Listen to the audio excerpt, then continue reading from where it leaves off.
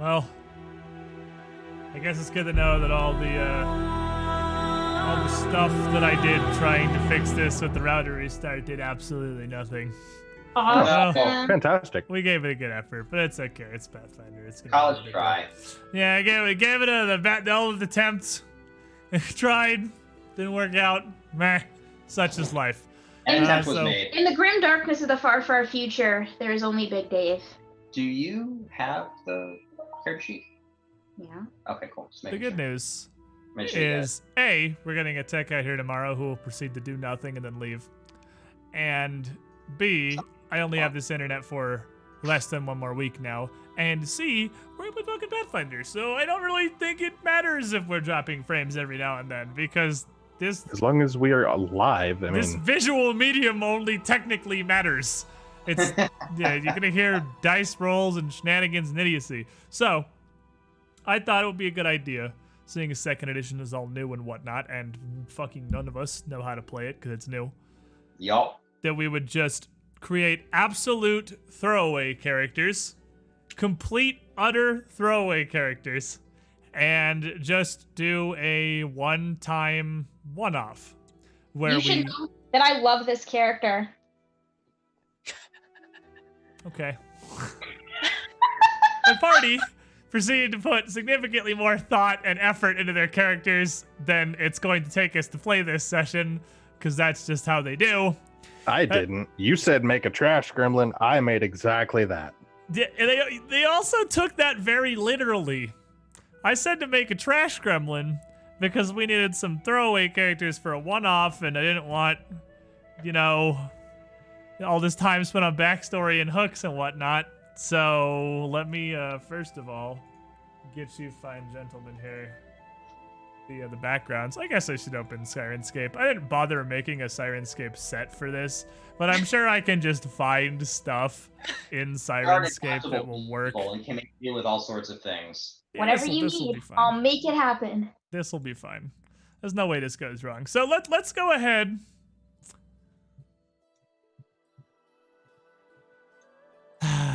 Deep breath. Let's go ahead. Derp, when I told you to make a trash gremlin, what did you make? I made a literal trash gremlin. I made a goblin who is from the shackles. He's a shitty little pirate who stabs people in their fucking ankles, and he has the background that lets him eat trash. He made a there is one of the, I think it's literally a heritage for Yep. goblins, not even the racial feat, that lets you just subsist out of dumpsters eating garbage. So he With my skills, I can subsist up to, I think, 10 people out of dumpsters. out of dumpsters. Oh, fantastic. All right, this is going to require different music, obviously. All right, Cue the Benny Hill. let's get this. Okay, trash gremlins. We'll go across. Nick, did you make something less trash or less gremlin?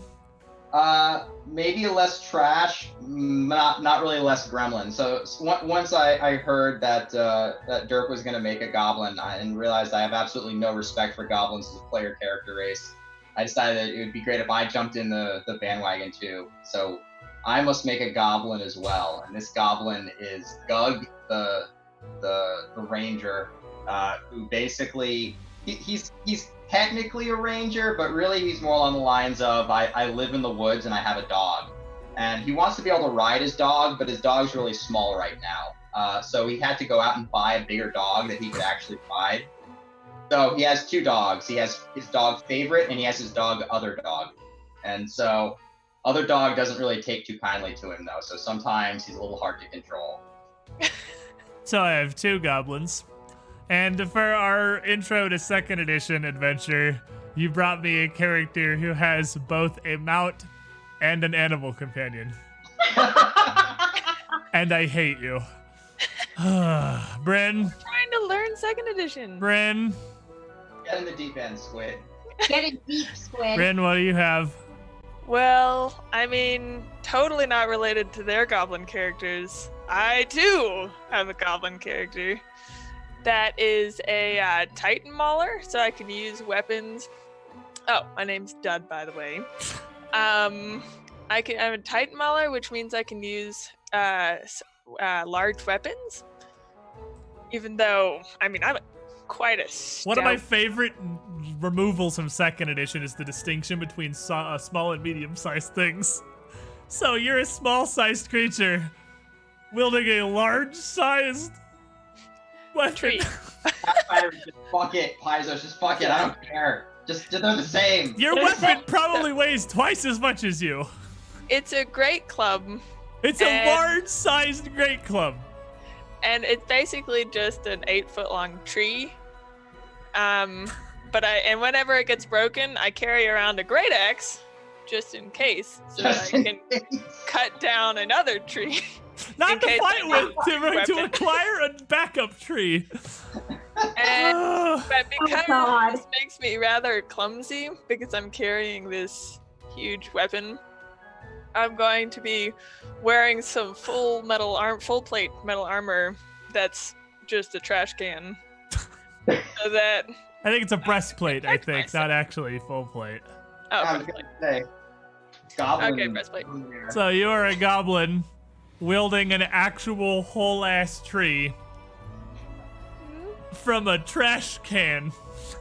I mean, it's only 8-foot tree, so it's not like a huge tree. It's just kind of pretty hefty tree. You took this out of the park of some city. All right, so you have Shanks, the shitty goblin, Gug, the shitty goblin, Dud, the shitty goblin, and the savior, Adamantia, an alchemist. Jen, save me. Oh, you want to know about my character? Yes, please. All right. So, she was minding her own little goblin business with her mom and this kitty, Also a goblin. also a goblin, when these hunters looking for this precious ore came into their cave and they killed her mother because she Why do was you have a trying backstory? Leave me alone! I can't play a character with no backstory! Okay, Oh my God. go ahead. I'd rather have this problem. It's not a problem. I'd rather have this than the opposite, which is a problem. So continue. So, the alchemist came in after them and realized what they'd done, and he decided to adopt her.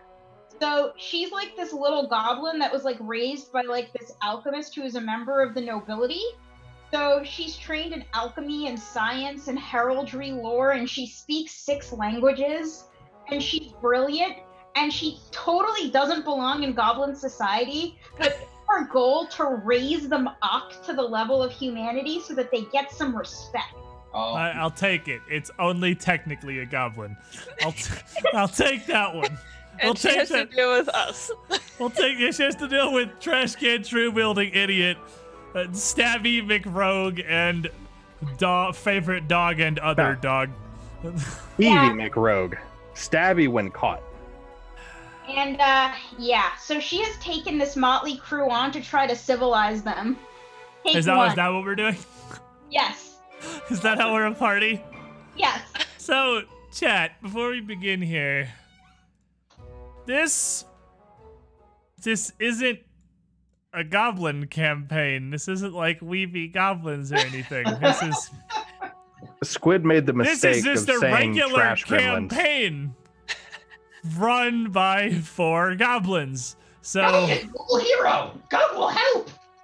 I would like to first of all thank Paizo for doing this to me by making Goblin a core race. Thank Don't you, worry, Paizo. when Kobold comes out, I appreciate I'm absolutely this, playing Paizo. I'm glad you did this, Paizo. I have a wonderful Kobold voice. But in all seriousness, it's a good thing we're doing a one-shot so everyone can get the trash goblin out of their system before we do an actual adventure. So we'll consider this a containment board for Pathfinder characters.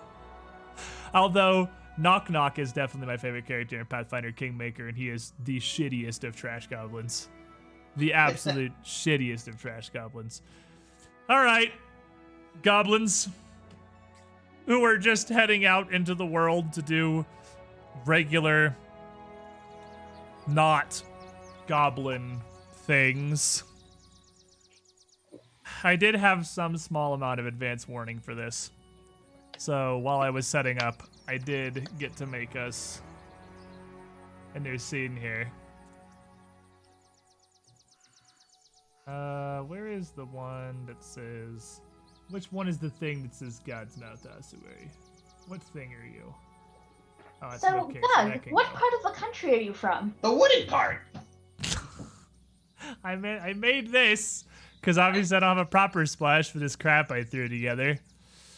But the group of you, The part with trees. heading out from the part with trees, have come to a fairly small little farming community brought here on your adventures by, well, whatever it is that brings you anywhere on your adventures, horde of goblins. But Hey, I am not a horde, I am a lady. Adamantia, attempting to lead her goon squad here to proper chivalrous, adventurous pursuits, has seen that outside the common hall on this small town's board, there is a request for help concerning, well, mosquitoes, witches, and black magic. And they want you to report into the common hall and ask around for the town sheriff for further information. This does not look like a very official sort of notice. It definitely looks like something that somebody has just written up, and I mean, it's a town common board. They stuck it there themselves. And this place you're in is relatively small. It's got maybe 60 people that live in this little farming community out on the outskirts of a forest. But it seems like a relatively normal, pleasant area of farmland. The crops seem to grow great. And other than this, the other small minor missing cat and other relevant concerns in the bulletin, this is the only thing posted prominently in the middle that seems to be a real concern. This sounds, Adamantia, like a proper adventure. Friends, this could be our chance to do some good for the world and redeem ourselves in the eyes of society. Mosquitoes make good roasting. Yes. If they're big. We're going to go find out. Let us go seek out the sheriff, gentlemen. Does the sheriff have money? In all probability, let us go find out. I'll walk in the inn. So it's probably early afternoon about now. Maybe mid-afternoon. And as you head inside of the inn, obviously, there's not going to be a huge amount of people in here day drinking. They're all farmers and they got business to do. There are two men inside. One with a really light, almost looks handmade sheet of shoddy chainmail over his jerkin, with a sword strapped at his hip and a leather helmet, with sitting there drinking at a table with another man who's dressed a little bit finer. His hair black but somewhat graying, pulled back into a bun, and a halberd slung across his back. And as the group of goblins, led admittedly by Adamantia, who probably looks a bit more dignified than the rest of the literal trash gremlins in here, enter, that man looks, stands up immediately, and draws out his halberd. And My good man, peace! Wait. goblins! So, They're attacking the town! To arms, men! Wait! so upon him doing that, can I immediately try to stealth and hide? You can absolutely immediately try to stealth and hide. I'm not going to say no to you. So, All right. before you even go properly in the door, go ahead and give me a whatever second edition calls stealth. Is it stealth or sneak? Stealth. Stealth. Give me a stealth roll. 17. With a 17, you come in, see that, and immediately kind of slide a little ways out of sight of this man, who seems confused by Adamantia as well as existence, first of all, and second, commitment to the fact that you're not goblins attacking the town. He just kind of looks around the group a little confused, halberd still in hand. My good man, we saw that you have a jobs board up there, and I see that you're having some issues with mosquitoes and other vermin. Would you by any chance need help disposing of these things? We are wandering heroes. He reaches up and kind of scratches his head and looks back at the other man, the armored man, who's just sitting at the table still, mug in hand, who hasn't reacted at all. Just staring blankly. He turns Grin back. with goblin teeth. Are you serious? Of course. Noble heroes to save the world! And you hear this thud near the doorway as I've been trying to get my tree through the door. How do I roll? And I couldn't quite get it, so I just drop it and walk forward. And it's just a tree in the door right now. His tree just slammed against the door frame and you give up and just leave it there. That's a 17 plus 5 for diplomacy. Okay. So, you, talking to him and now it done literally with like holes cut in a trash can, waddles in. And leaving half of a tree sticking to the doorway. I have so many questions. But I have so many answers. Would you care to sit down and have a beverage? he slowly puts his halberd back. Now, to say it is the first time I've seen goblins that can talk, proper. Not their sing-songy, boiling and cooking bullshit they're always on with. But, yes, this is going to require several drinks, I'm sure. So am I actually hidden or am I noticed? He doesn't appear to see you, no. I'm He's just gonna definitely, stay like- hiding. He's There are looking, finest drinks! Barkeep, I believe we're going to need some ale. and Ale in the house! Ale in the house! he calls back. Hi, Scum! We made a whole keg for this! Whatever the shittiest grog we have. It's nothing quality, please. And, he's just Her back at nose the is table. bad. All right. Glossing over the goblins thing. Did they really put the damn notice about the mosquitoes back up on the board again? Clearly, your town is in danger! Mosquitoes very fierce! But Gung is here! Look. I'm gonna level with you. Goblin horde. Civilized goblin horde you may be. Do goblins have names? This is... Of course we have names. I'll have you know that my family name goes back several generations. I am Gug! I made it up myself! See, that's more what I was expecting. More of that one. All right.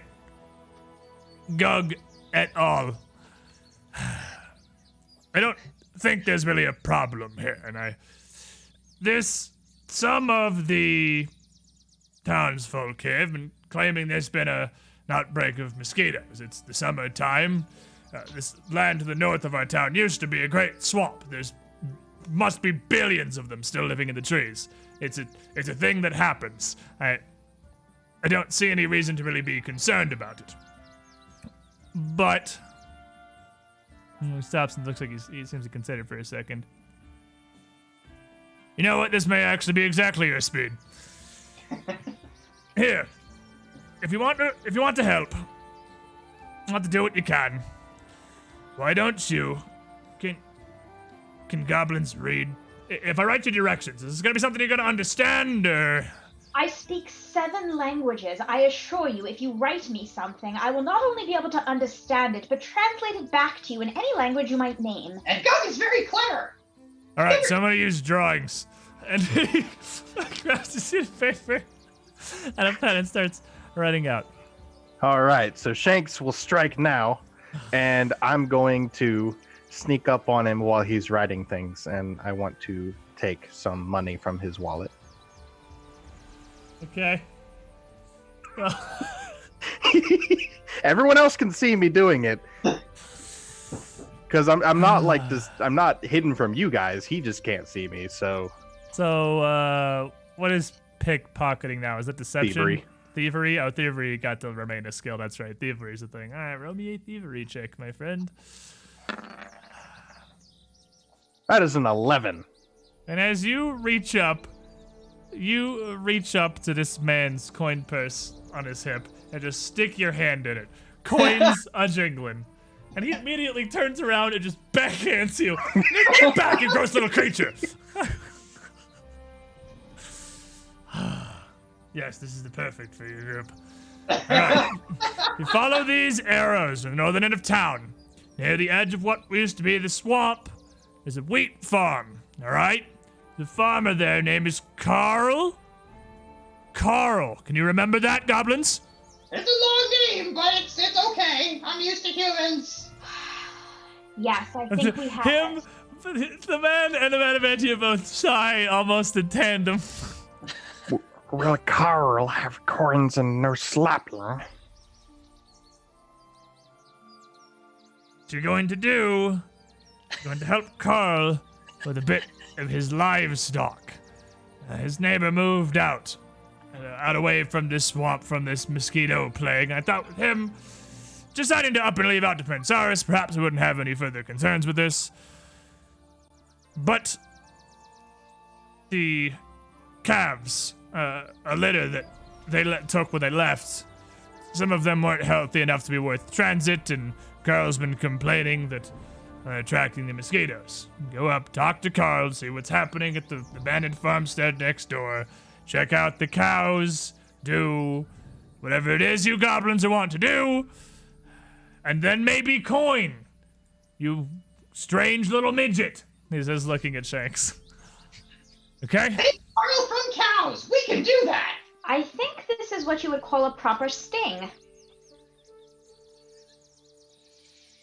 Please leave. I have much to attend to. At this point, a woman comes out to a doorway that leads to the back with a whole keg of something that you can smell before you can see it. And she looks at him and kind of stops. We take that with us then? Let me give goblins.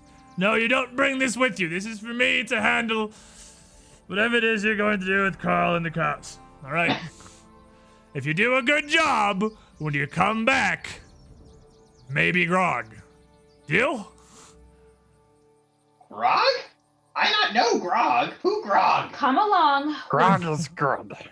Grog is good? I'll meet grog. And, Come along. We're gonna go save the cows. Let's go. Save Carl from cows. Adamantia attempts to shepherd her children out. Like a demented parrot. I try and push the tree out back through the door, but a couple of branches have gotten stuck in the inside of the door. I'm going to try to explain to you the nature of geometry so that you can understand why this doesn't work. So I suppose with the tree stuck, I'm just gonna jump, swing off a branch, and out the door. Doug says that the bad problem of the couch or the tree problem has never been solved. I'll lift it up at an angle and just lever it out the door. Pick it up, turn it, move it. With the assistance of Dud shoving, because this is a full-size tree and you probably can't actually lift the entire thing here. So as you head out of the Stocky's Tavern, you make your way to the scrawled directions that the guard captain has given you and head out to Carl's farm. It's not difficult to locate. It's a very small hamlet. There's maybe 15 buildings total, probably not even that many. And of that, there's only one abandoned farmstead. And outside, there is a man, very much darkened by years of laboring in the sun, working to water the rows of wheat he has growing out in his fields. Two children running around, one of which sees you, a little girl, and runs to her father screaming, and the other, poking around some rocks in the dirt with a stick, turns and looks, says, "Ah! Father, the fiends are coming! Father, look!" Get your father, Carl. We have come from the sheriff to assist you with your mosquito cow situation. We are heroes. And between that and the, I'm sure, tree that Dud is still lugging behind him, Carl would have noticed by now and turned around and looked and doesn't really know how to handle this. But he gets his kids to go inside and very cautiously approaches with his hands up.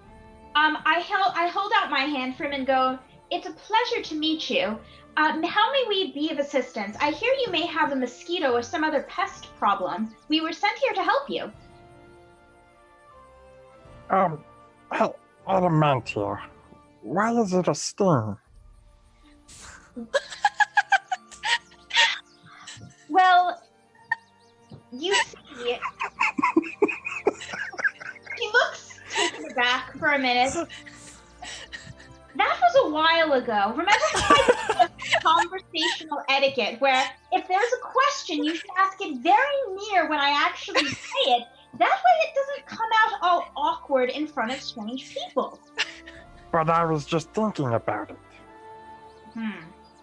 Well, you see, that was a conversational gambit, because we're hunting down this coast. Carl, I'll looking to interrupt y'all. Are you gonna rob me? Of course not. We're Maybe. trying to help you.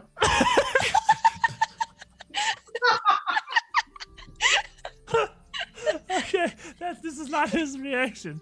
His reaction is so concerned, looking back for 2 and 2. Y'all came about the mosquito witch? Of course. We heard you were attacked by cows. I am an expert in the supernatural and occult, and I believe I might be able to help you. He kind of scratches his Mosquitoes head. aren't a cult. Well, Mosquitoes annoying. Indeed.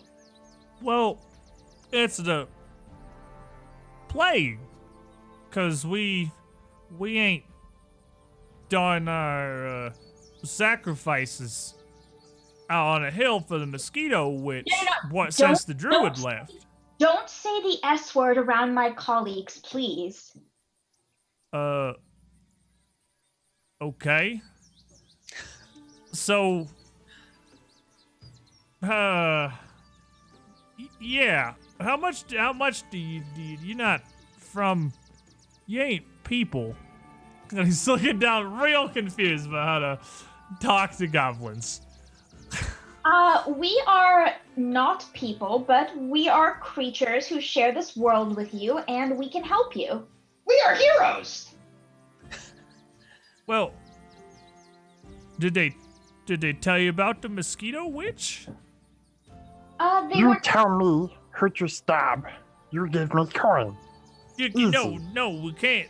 It's not a stabbing problem. She's a powerful witch. What Well, used to live in Any the problem, swamp. solve with knife. What can you tell us about her? Well, she lived up in the swamp north of here up until a couple months back when those new folk came through and took over the town and got our watermill running again and drained it. And now she's angry. Druids that used to live here is gone since a couple years back. And we ain't had to deal with the mosquito witch on our own since then. We don't know the proper, what was the word she used? Obeisance? What now? Obeisance. It means to pay fealty or respect to someone, either in monetary or good. It was like them flags knights have on their horses in the jousts. Like a flag or a totem. No, like pennants. Oh, a yeah, we pennant. were supposed to bring her the proper pennants. And the druid used to tell us what that was, but with her gone and the swamp drained, she set the plague the plague of mosquitoes. It's been killing the livestock, harassing the crops. It's not normal natural business. This is witch magic. It's not something you can stab, little man. I can try. Well, come look next door. And he just kind of leaves his watering can and his equipment there where it is. You can see his kids' faces plastered to the window, watching, trying to see what's going on. He waves at them. Wait, he's watering his wheat crop with a watering can? Sure. Okay. Farming. They don't have irrigation, these fucking peasants. Well, they might. Well, Maybe not this one. Yeah, maybe like they have some amount of like a well of some sort. I never got the specifics on how that pump system worked because they definitely don't have pipes that lead into stockies. But regardless, he's watering it. Shut up. Don't question his fortitude. No, I was just surprised. All right. Suspend reality. Gravity. He leads you over to the abandoned farmstead next door, and it looks perfectly fine. It looks like it hasn't been abandoned for long. It's not overgrown or anything. Just nobody lives there, and it's just a big empty paddock. Empty except for 2 creatures. One of which, a small calf, looks really sickly and thin. And another laying on the ground and where the shade probably would have been earlier in the previous evening looks very, very dead. And Carl kind of leads you over. Take a look at the calf. Which one? The one that's still alive. The one that's still alive. I'll go take a look at the dead one. Yeah, thanks. The one that's still alive is very clearly absolutely covered in bites of various sorts and looks like it's incredibly weak and malnourished. The dead one, as you approach, is not in fact dead, but it no longer has the energy to pick itself up. As you get close and kneel down to poke the dead thing with a stick or whatever it is Shanks is going to do, it is definitely still breathing shallowly. Just laying This on one's its side. still good food. Do I think that lesser anti-plague might work on it? Make me a nature check.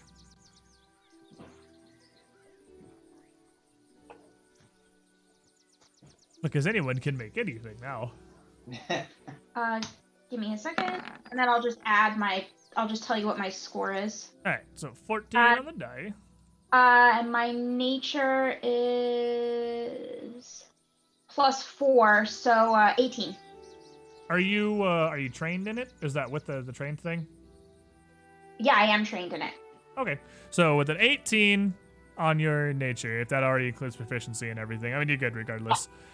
You can identify that this calf isn't actually diseased in any way. It is just, it's had so much of its blood drained that it looks like it's actually diseased. It's not even really malnourished very much. It might be kind of hungry, but this is just blood drain. Jeez, this is not natural.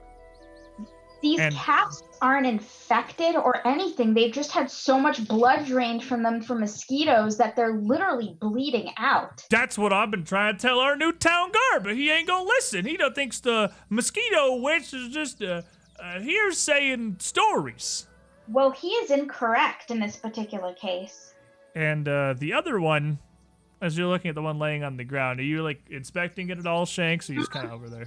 Yeah. I'm inspecting it. It's good food. I want to make sure it's not like diseased. If you move it at all, it has a pretty decent mob of very bloated mosquitoes on the underside of its legs and its neck and the more shaded parts of its body. And Do I think I could attempt to heal them? make me a medicine check. I will do that too, I guess, since I'm currently staring at one. You guys can both certainly try. Whoever wants to can try. Guess I'm trained in it. Give me a stat. I don't know. I don't have a clue. Although the natural one, that's with a critical failure, you actually don't realize this thing's still alive. You wholly believe this is dead. It's still breathing shallowly, and you don't even notice. On the other side, I got an 18, and I am trained in it. with a natural 20, which is a critical success here, Nice. Gug, you both know that this calf will die within minutes if you don't intervene. But you also know how to save it.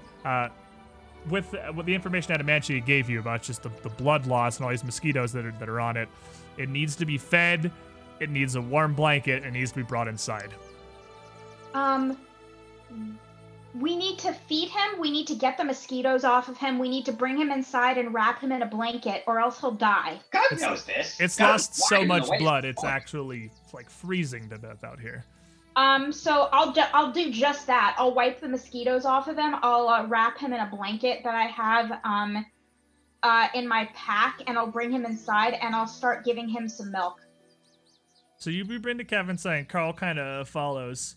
And as you're doing all this, he says, well, maybe you can save this one, but it ain't been looking good for days. Both these two, they just left behind. Herrick didn't bother bringing them along because it won't worth the effort to transport them. They'll be dead before long. The merciful thing will be to put it down. Bring the other one in too. If we wrap it up and feed it and we get it warm again, we might be able to save them both.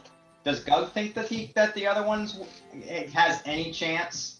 I think you got about 5 This is the one that was seconds like laying before on the I. ground. The other one's still standing and walking around fine. It doesn't look happy, but it's not like an. Oh, they injury or got death the or one that's anything. on the ground. Yeah, that was the one on the Oh. ground that needed immediate intervention. No, the one that was Okay, walking because around I was is absolutely okay. gonna stab it. No, this is the barely conscious one you got inside. The other one's still walking around. You can just kind of hurt it inside this old farmstead.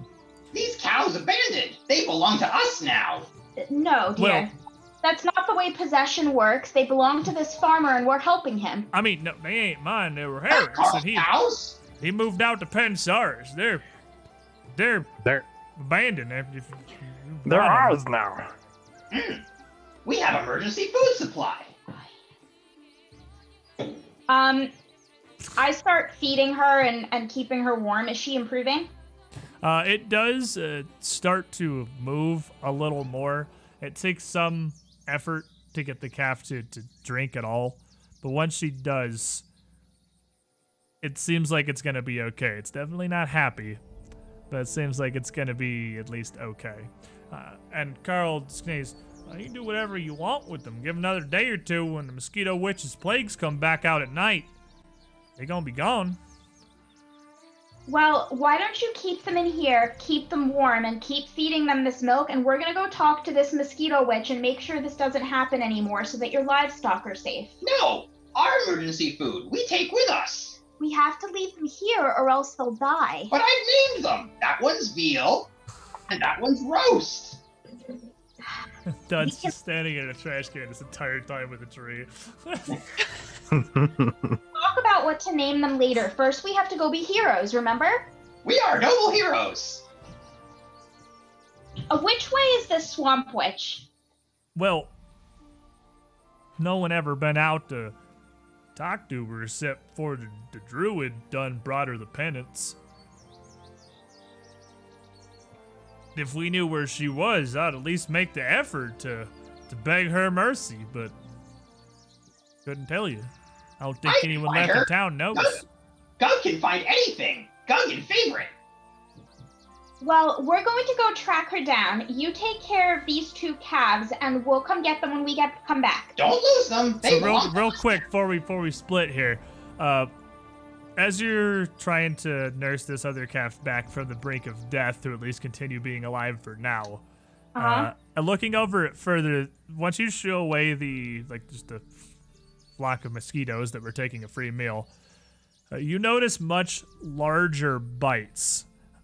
They're still singles. It doesn't look like it was like snake fangs or anything. But they would not have been inflicted by normal mosquitoes. Something much larger, more substantial, drained most of this calf's blood. It looks like we're dealing with something more than mosquitoes. There's no way mosquitoes made these holes.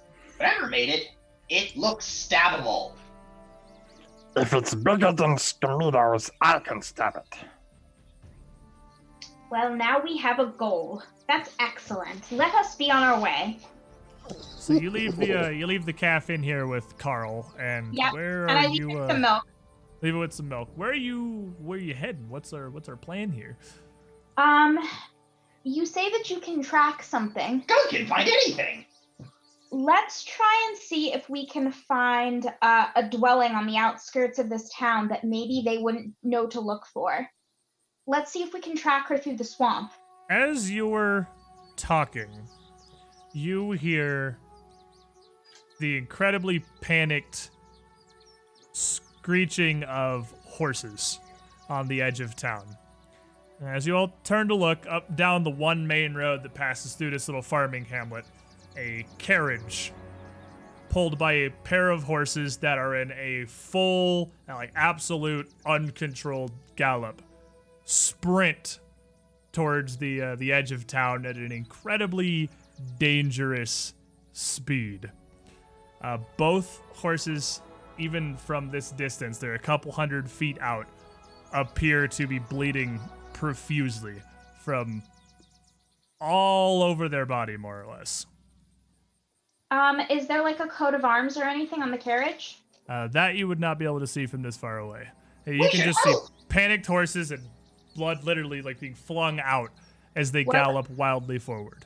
It looks like that direction is the direction trouble's coming from. Let's go see what's about. We are no Start. Come, mother dog.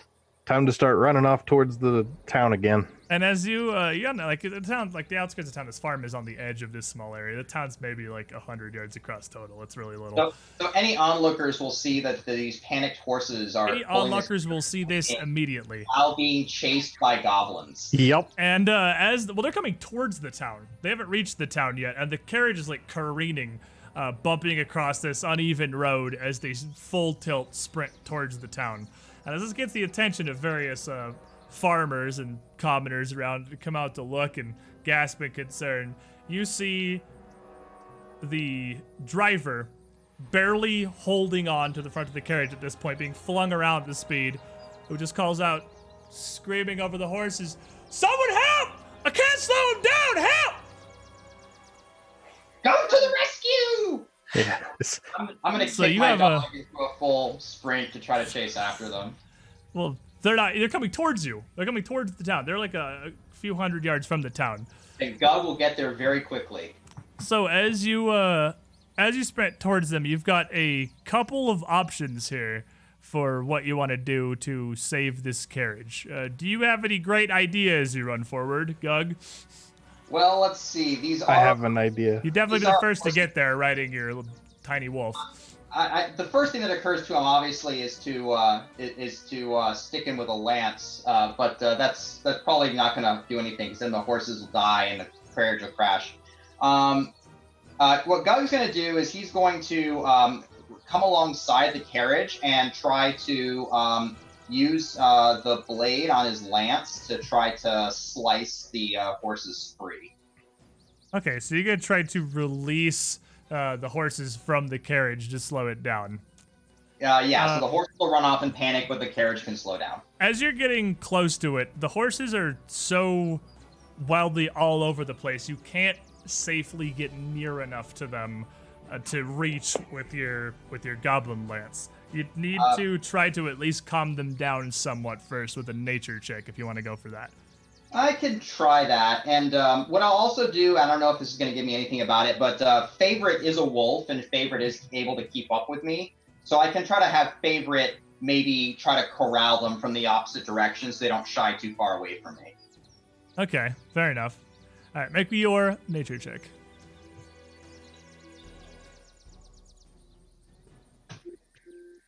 Whoops. Numlock on. That's not good. So with a 7, between you and Favorite Wolf, you're unable to get the horses to calm down enough for you to even get close enough to them and their poles to be able to try to cut them free. Dud, actually, you'd probably be the last one here dragging your frickin' tree. Adamantia or Shanks? Who I have wants an to- idea from where I'm at. What is your idea? My idea is short bow, shoot the joint. You know how they have the thing that comes out that the horses are connected to? Yeah. Shoot that to break it to let the horses run free of the carriage. Okay. This distance, that'd be an incredibly difficult shot with how small of a target that is and how wildly they're moving around. This is what Shanks does. Shanks snipes and stabs. All right. Make me a ranged attack roll then. That should just be +7. A lot of my things are +7. Another 4. Yeah, with an 11, that arrow is going to go wide and sail past the wildly jostling carriage entirely, further down the road off into the distance. Amentia, what do you think you can do to help this carriage or these trapped are they people on coming? board? Are they still coming towards me? They're still rampaging towards the town. I'm gonna throw out some caltrops in front of them because yes, I have them. You know, your horses have hooves, right? And shoes. I don't. Hooves and Caltrips. Caltrips. I don't know what your character's intelligence is, but Caltrips don't seem like they're going to be enough to stop like shoed horses. But you could possibly throw together some kind of a barricade using some of like these nearby crates or sacks or barrels to be enough to cause them to slow down. I'll try to tinker with something real quick to get a barricade made up, and then I'll try to push it into their path. I'll try to make it more bulky than anything else because our main goal is to get the horses to slow down just enough so we can get them to stop and hold them. So you can make me either an athletics check to just try and get more of the stuff into a bigger barricade faster, or a crafting check to try to use a couple of things more efficiently and get Ziggy with it. Thank you for the 68 months. You were the shiniest squidling. I'm gonna do a crafting check. All right, give me a crafting check to try and use what you have here to make something useful quickly.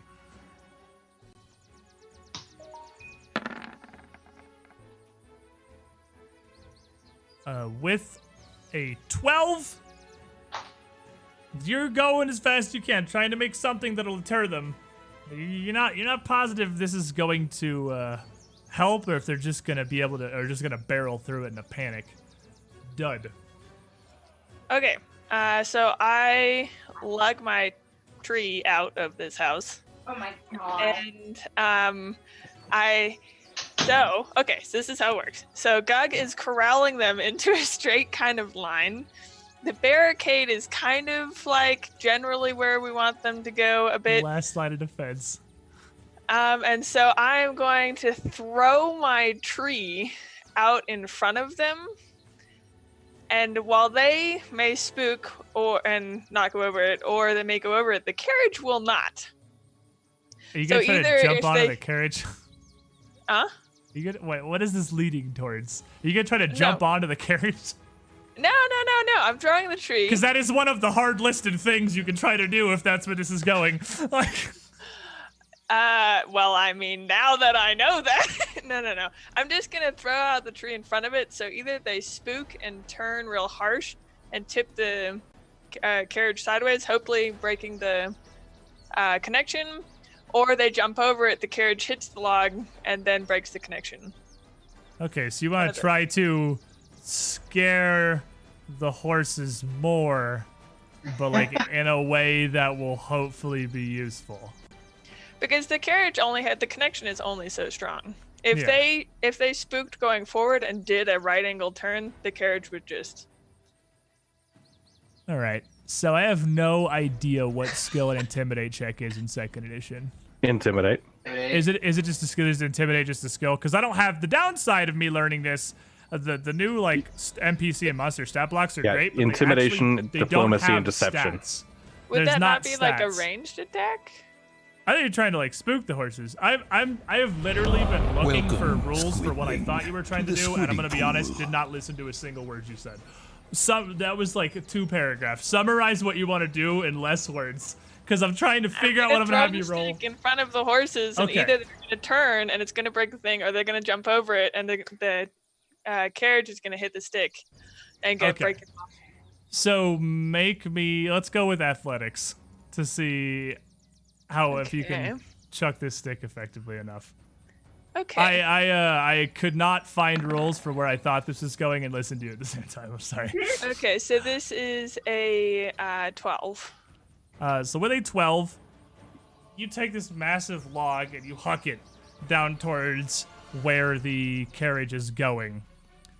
And between all 4 of your efforts, you have horses that are further spooked by a pair of wolves moving at them and arrows flying past, a barricade tunneling them into an area where a massive log rolls in their direction, and having failed all 4 skill checks, the horses trip over the approaching log. The carriage careens sideways at great speed, smashing into the side of the tavern, killing everyone. Fantastic. It explodes. Boom. It just bursts into flames afterward. It was full of gunpowder. And Turn around and walk away because cool guys don't look at explosions. as a smoldering wreck of whatever explosives were in the back of this carriage, it starts to ignite the edge of the tavern. Are you kidding me right now? He failed all four. Everyone failed. Once again, We determined before the session starts that this is how it was going to go. this man you talked to at first comes scrambling out the other side of the tavern with his guard behind him. A wheel rolling lonely across the road. And he comes out, looks around. What the bloody hell happened? You have a wagon problem. And he looks at my bar! I mean, Picecom's bar, of course, but An attack! An attack by the mosquito witch! It will be avenged!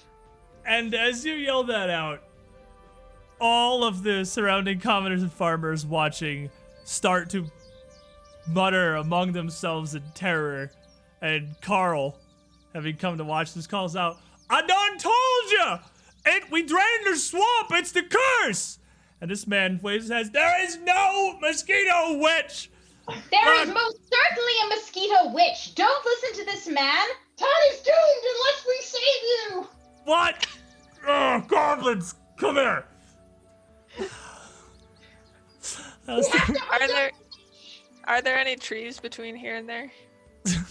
There are probably trees around. There's definitely there's a forest on the edge of town, like right past the fields and the abandoned farmstead, and there's probably some trees scattered throughout. Yes, sparsely. Well, I need a new weapon, so So Todd's gonna start cutting down a tree.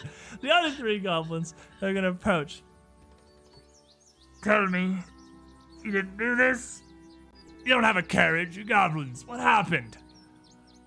Well, the witch attacked the horses, and we tried to stop it, and it exploded. Why? Why did it possibly explode? I don't know. What is in it? It's mystery! I'm And, gonna go take a look at it. What does it look like was in the carriage? It looks like it was a lot of bottles and some kind of carefully packed alchemical mixtures in large, almost foot across, solid clay pots and smaller bottles of greasy feeling and smelling liquid, which is mostly now on fire. I.e. something that would normally not be on its way to a town like this at all. Ah! And as this man's looking, this is the time.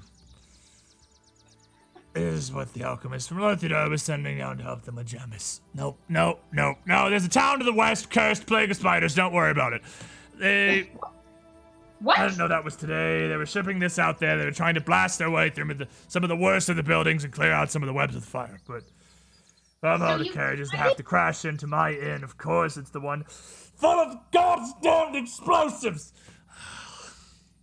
Whoever would send these sort of alchemical agents without somebody to guard over them with just two horses is clearly irresponsible.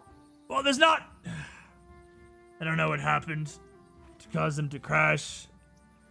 Well, perhaps it was the creatures that have taken large bites out of all your animals that are most certainly not mosquitoes. But he looks down at the pair of horses that were drawing this, one of which now mostly exploded and skewered to the side of the inn.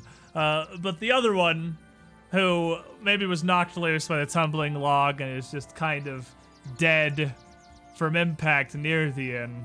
The largely explosion sent this one a solid 10 feet away. less on fire and less destroyed by the crash. Your horse is on fire. This one does seem to look like a more advanced, worse version of the dying calf you found on the farm. It's bleeding from a bunch of like centimeter wide holes. Looks like bullet holes almost through this thing that have been bored into it. This man looks at it.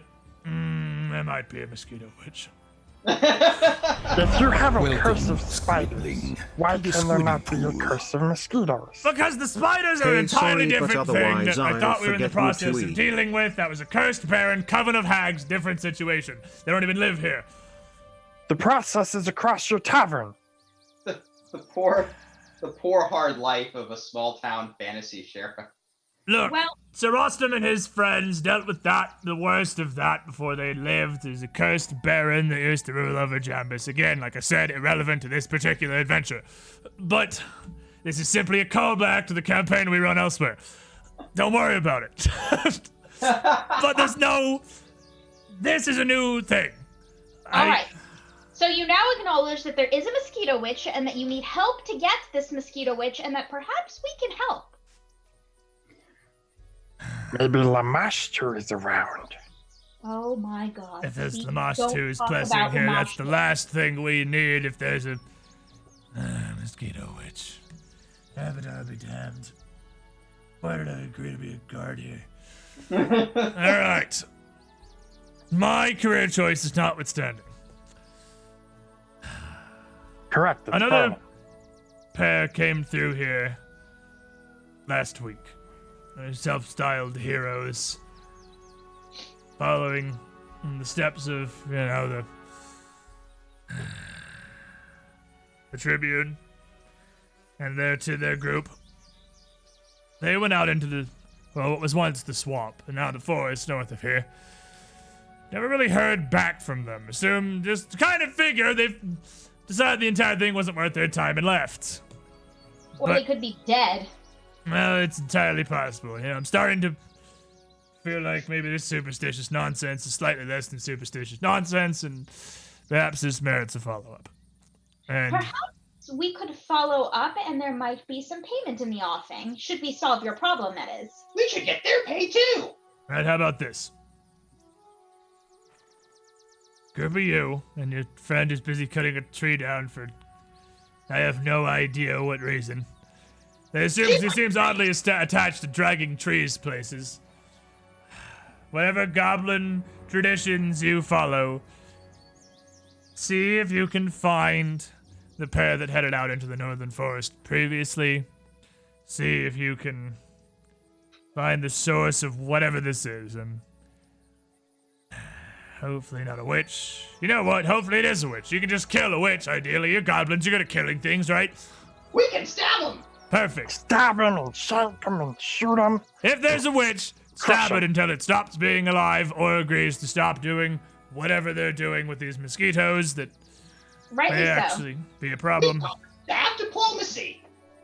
And I'll arrange some kind of reward. Okay? Perfect. Unfortunately, somehow you seem to be the most capable group I have access to. My good man, you've come to the right people for this. I assure you, this will be a successful venture. We will save the day! Well, Abadar willing, maybe you will. Good luck, goblin heroes. May your strange goblin gods grace your investigation, and do try not to die. I really don't want to have to deal with this myself, because this sounds like effort. Monsters. My deity is Serenre. I doubt she is horrible at all. Oh, you might want to keep that one on the down low. There's still a whole lot of people around these parts not really over the whole Ember Knight, Kaderan army thing, so maybe don't mention that. But fair enough. Unfortunately, I don't know if there's much I can tell you, really. I'd kind of been ignoring this whole thing, assuming it was superstition and would deal with itself, given a couple of weeks, but it seems to be getting worse, so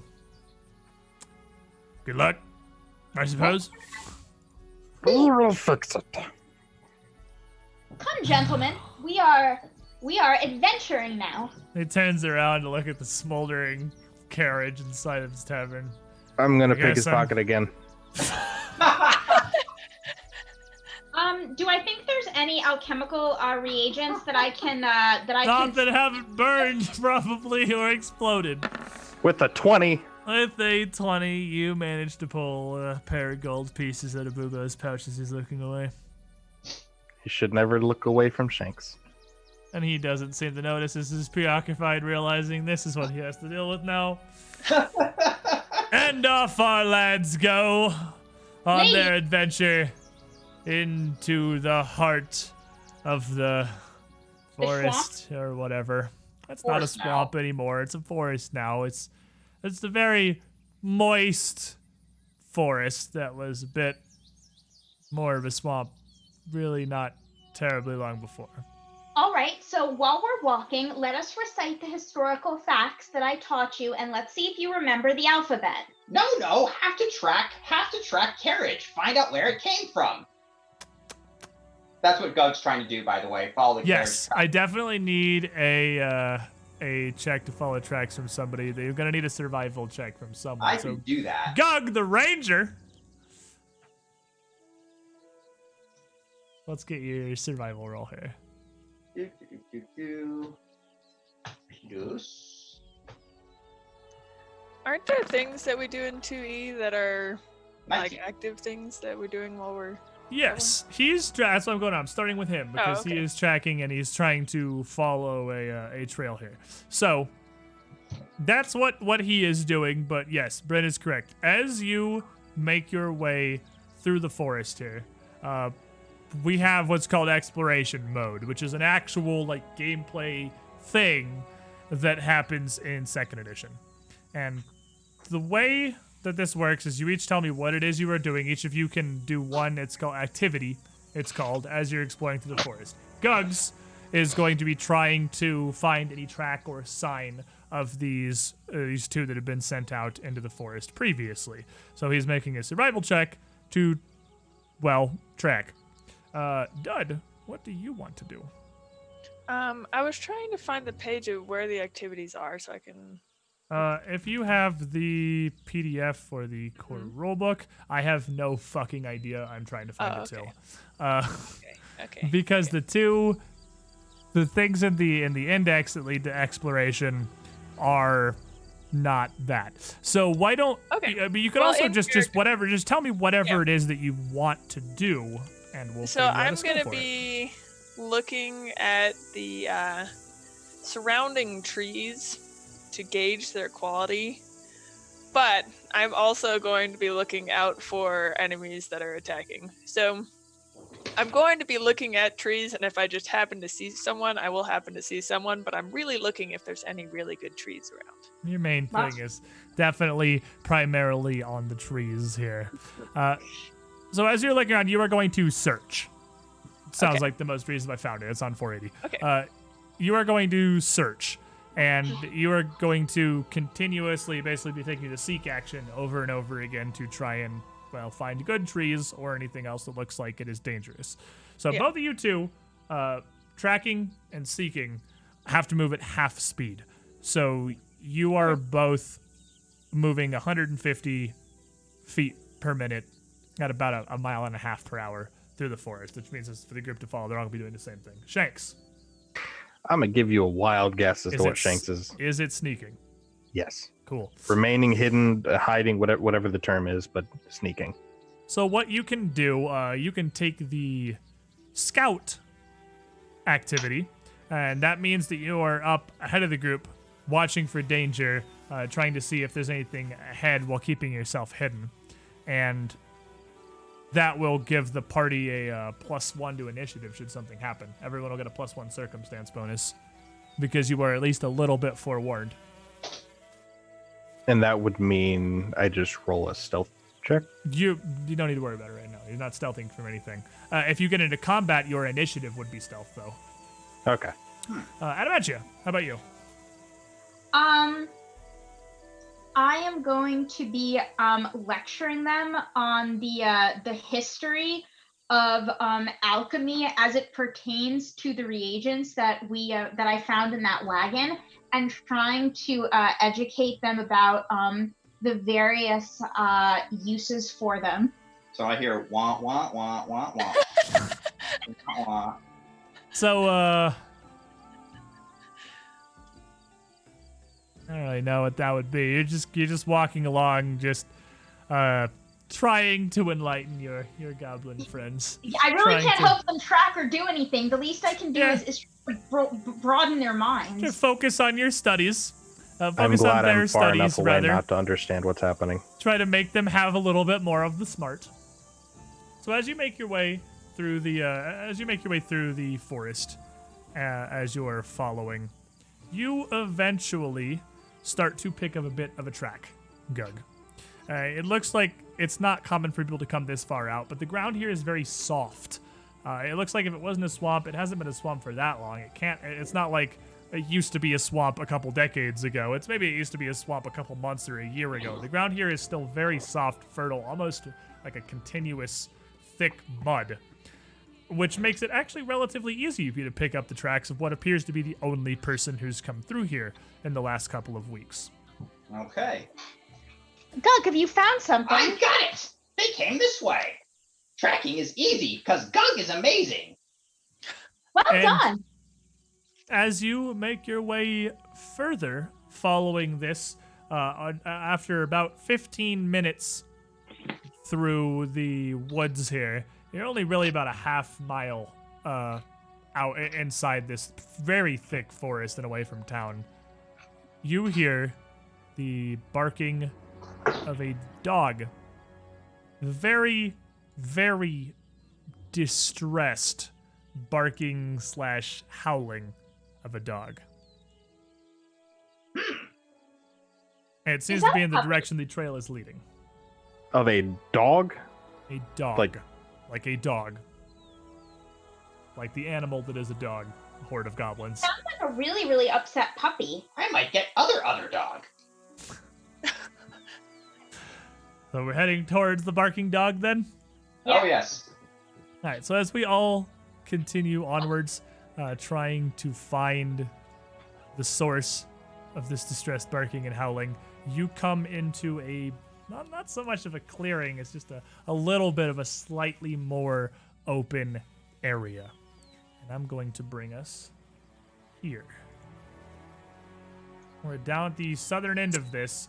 You can see I'd say a small dog, but you're goblins. So honestly, it's a pretty decently sized dog to all of you, I suppose, who is in a panicked battle against what appear to be 4 enormous baseball-sized mosquitoes.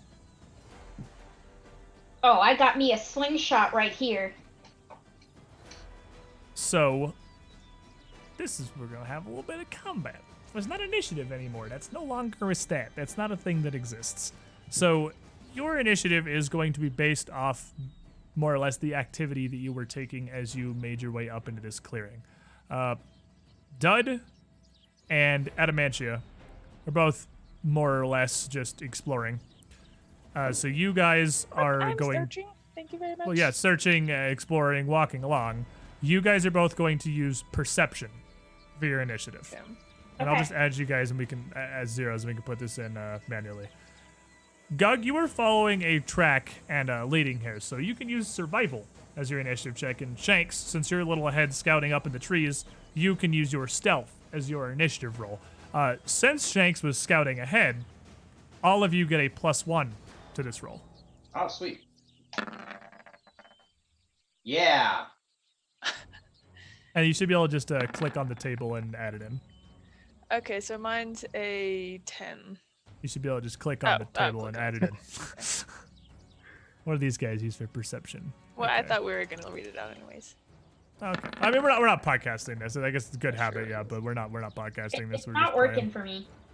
The roll? You had to click your. Oh, you have to click the number. Click the number. number. So The number, the 0 next to your name. You should be able to just click on the 0. I just did. click on the 0, 1 5, Yeah. enter.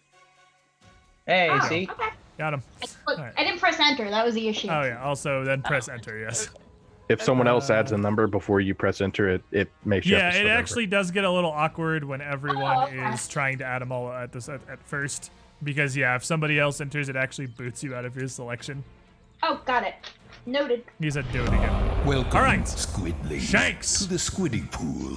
You're up All first. right. From your stealth, these creatures have Sorry. not seen you quite yet. And here's our first go at 2nd edition combat. Fossil Master, Demon Wolf, Night Trace. Thank you for all those resubs, by the way. Appreciate it. You cool Am I dudes. Oh, I gotta add the dog active? too. The dog also is on the initiative table. What does dog have? Oh, dog has this many. Okay, what were you saying? Am I actively hidden? You are actively hidden. If you start by sneaking, they don't definitely appear to be very busy doing stuff with this dog. They're not paying you any attention if they have noticed you. All right. Well, I am going to shoot my short bow 3 times. Just 3 shots. That Alright, I'm so- assuming that's correct, right? That is correct. I mean, you should. You could do all of that, yeah. But we do actions happen one at a time. So first, Yeah. So For your first, I'm going first to shoot the action, closest one. you are going to fire your bow at the closest one of the large mosquitoes. So they make me a ranged attack roll. And just to make sure, it should be a +7. It is a +7. And with a 10, where is their thing here? They're pretty small targets, unfortunately. So that is going to just sail past this melee, kind of irritate the flock of massive mosquitoes, but do nothing further. So that was one action. Shooting again. Now this, yep, that is the -5. That's correct. Now let me check one more thing. Add a +2. Add a Why- +2. Why +2? Well, because the 2nd edition doesn't. it Yeah, do- I did +2. Well, no, I know, but don't they say it differently instead of -5? Well, it's -5 from it's the your first normal. one. It's your normal attack roll, but since it is your second attack action you've taken this turn, it is a -5. So it is you're rolling at a +2, yeah, but it's your normal attack roll, but -5. I'm also 14. yeah. I got so no. It is a 19. Yeah, I'm trying to check real quick because I know short bows have something. You know what a short bow does? It's Doesn't shorter have than longbow. anything special as far as I'm Alright, aware. so you don't know what a short bow does. I add stealth damage because it's range. Let me see. Sneak attack. Short bow. It's deadly, so it only applies on crits. Okay, fair enough. So yes, as they have not acted yet, I am pretty sure they're still flat-footed to you. Probably. I'm not sure if that's a thing in 2nd edition, honestly. Mosquitoes, Well, they- they're unaware of me. Oh, they are unaware of you, so yeah, you get your sneak attack regardless. So that 19 on the second shot will absolutely hit. That's why we're doing this, because none of us have any idea how the rules work. 0. Okay. So I see the deadly thing under short bow. It's 2d6 plus 1d10 would be That's a crit. when you crit, yep. So I just do 2d6 plus my dexterity because I can do dex to damage. No. Unless you have a That's thing- only in melee. Only in melee. Yeah, you definitely do not have dex to damage. This would be where I normally make fun of you for knowing exactly 0 of your class's mechanics, but nobody knows anything, so you get Well, away with I it for have now. dex to damage because I'm a thief. Yeah, in melee. In melee. All right, so this arrow strikes this first massive mosquito for 5 damage, which surprisingly does not kill the thing. It's quite Whoa. sturdy. Wow. And I am going to plink it again. And so -10 on this third shot with a 19 on the die, fortunately, is going to give you another hit. And that one is most definitely the second arrow going to be enough to rip the thing nearly in half. It's surprisingly solid, but still not terribly large. Alrighty. So the first of the creatures hasn't really been bothered by you yet, and he is just going to continue To eat really things. irritating this dog and doing dog stuff. And he appears to be attached Oh, this is the one that's not attached. One of them came pre-attached, one of them isn't. This one is not attached to the dog, but he's going to try to attach to the dog. And he is going to successfully also latch onto the dog here. So this panic dog now has 2 of these giant mosquitoes on it. That's just wrong. And these things are weird. It is going to start to drain the thing's blood. And as it starts to drink this dog's blood, you see the size of this baseball-sized thing almost immediately starts to have a very visible effect on the dog, as it almost calms down from the loss of blood and the lack of energy it now has from just how much that it's losing. In addition, the mosquito itself grows significantly larger and bulkier. Not Chunky just boy. swelling up like the bottom of a regular mosquito, but physically the whole mass of the thing getting larger. It's getting swole. Ooh, killing that thing's gonna be messy now. Ugh. This Bloodseeker is going to fly over to Shanks. And then it is going to attempt to start eating you. What is your AC, Shanks? 18. And it's pretty big. It's almost kind of a disadvantage for it. It's large enough that it's a good deal easier for you to keep away than a regular mosquito, because you can physically bat this massive thing away from your body. And it is going to try again. And after 2 attempts, you have successfully kept the massive mosquito creature from sticking to you. This dog, pretty upsetty, is going to lash out, trying to attack the things that are attached to it. And it's just gonna bite wildly towards its own butt, trying to munch these things. What is your attack modifier, doggo? Okay. Hope that's gonna be a successful dog munch. Bark, work. Good news, he wholly rips one of them off of him immediately. Doggo is really tired of this. Doggo doesn't want this to happen anymore. And then he is going to snap twice at this much larger one and just seem to be unable to muster the strength to really get at it. Adamantia. So you got 3 actions. I am going to take out one of my alchemical flasks. Okay. And I am going to chuck it at the mosquitoes, and it's gonna give out a nice little a small explosion, like a little concussive force that's hopefully gonna blast the mosquitoes open. Okay. So Which mosquitoes? the mosquitoes are pretty far away from each other. So which one are you aiming for at this point? The one that's like to the right of the dog. Okay, the one that's On the dog? Yeah, on the one that's on the dog. Okay, it's on the dog's left. All right, fair enough. That the bigger one, the larger one that is Yeah, has thank been you. been doing the suck. Okay. Yeah. So, do you know how an alchemist works? I have to use it, and in order to do that, I have to use. It's called Quick Alchemy. Yeah, I'm sincerely hoping you do, because I have literally no idea. I haven't glanced at this class, and what the bombs do is not listed under alchemist at all. It's in the items page somewhere. So I asked that really hoping that you knew how the character worked, and I was just going to assume what you did was right. So from what I can see, it's gonna do some sort of force damage. What are you So I throwing? guess the answer is no. We have no idea. Nope, we got no clue. All right, so let me go find alchemical items.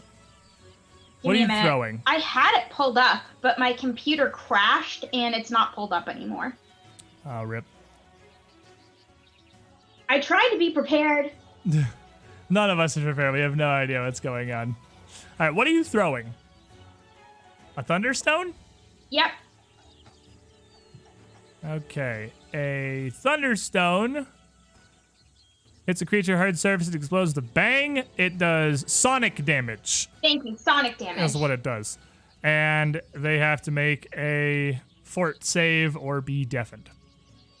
All right, so you throw a Thunderstone at the one on the dog.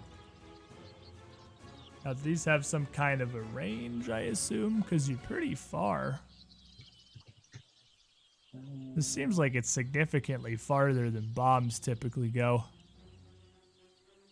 No idea. No fucking clue what the range is. I mean, I can move too. Yeah, I'm just looking to see. I have no idea if you need to. I have no idea where you would even begin to find the range on a bomb. It's not listed under the Thunderstone at all.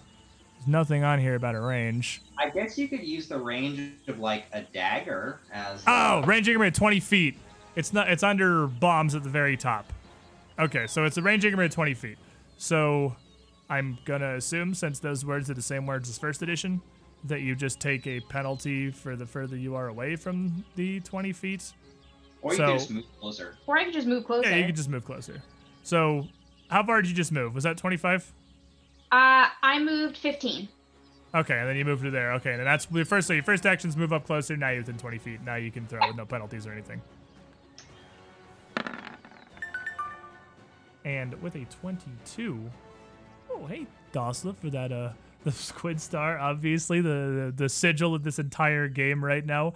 22. That bomb is absolutely going to collide with the now massive mosquito.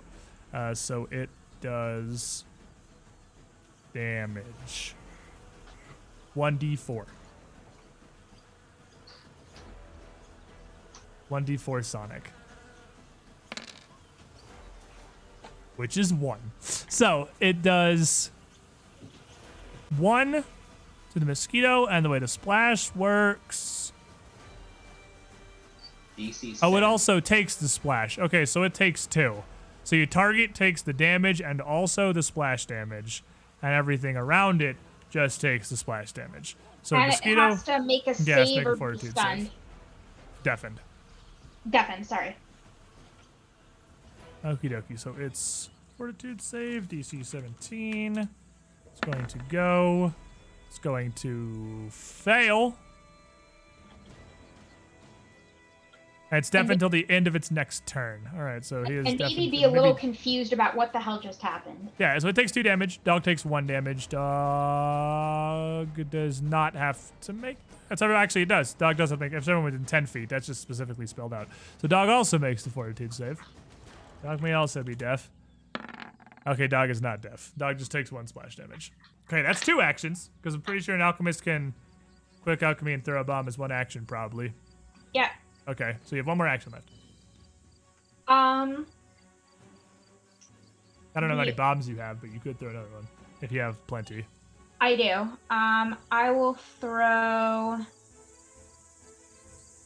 Is the dog still really? Is it still really near? Did it move away a little bit from the? No, it's fort? not. No, I think it's the not book's its actually turn. attached to the dog. Yeah, the thing is that one's attached to the dog. Yeah, so they're still Okay. both together. The dog also looks like it is now very tired and injured. I'm gonna try to throw another thunderstone. Put this guy down so you can see his health bar. Okay, I'm trying to think here where I let you see health bars for the monsters because they don't have numbers. They just give you a good general gauge of how injured they are. I'll So now try it to would be- throw it a little bit more toward me, so hopefully the dog won't catch as much of the blast this time. Well, the mosquito is attached to the dog, so if you want to hit the mosquito, you're also Yeah. hitting the dog. They're connected. They are. There's no way you can hit one and not the other. All right, and that is 5 lower because it's your second attack of the turn. Ah, got So it. that 13 is an 8, which is a failure. But on a failure, the target still takes the splash damage. So the mosquito and the dog are both going to take an additional 1 damage. Cool. And Thunderstone. On a failure, yeah, dog still has to make the save again. So dog's gonna once again. Dog is deaf now. All right, they're both deaf. All right, done. Can't hear anything. Okay, I was just dragging along my log, looking around at all the beautiful trees around here, and the one that the mosquito that flew toward us caught my eye, and I am going to swing my club around and kind of throw it towards Derp. And You're gonna throw your great club? yeah, but I will stay attached to it. Well, Some people call that moving, but I guess. I will be moving as my first action over here. And then I'm going to try, with that momentum, try and smack the bug against the other tree. I like your style. All right, so you're gonna move up, and we are just gonna friggin' bash this mosquito with and one there's like a entire lot of tree. this was a live tree, so there's a lot of leaves on this tree, Oh and my god. I'm hoping that will help because Alright. it's hard to aim. So make the Dog's attack. gonna die. Keep in mind that you're a clumsy one. Yeah. I think you already have that calculated in all your stuff. Yeah, But you're I always do. clumsy one because you're wielding a freaking tree. Yeah. So so plus 7. D20. Oh man, that'll be a And, 9. With a 9, your massive tree. It's a little hard to aim at a mosquito, even if it is baseball sized. So what happened is I was swinging downward and I hit the top branch of the tree that's next to Derp. So I didn't actually like hit anything. I just hit the tree that it didn't work out. Down. Okay, so then I'll try that again. Okay, so this is at plus 2. Take 2. Take 2.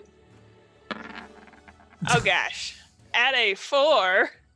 Hold. It's now stuck in the tree. My Hold club all is these now twos. stuck in the tree. We goblins are noble heroes. Do you don't have anything? There's like nothing happens on a critical failure when you attack. That's a critical failure, but you got missed by more than 10. But I don't think normal attack actions like strikes. I don't think normal strikes have. It doesn't. Yeah, it doesn't seem.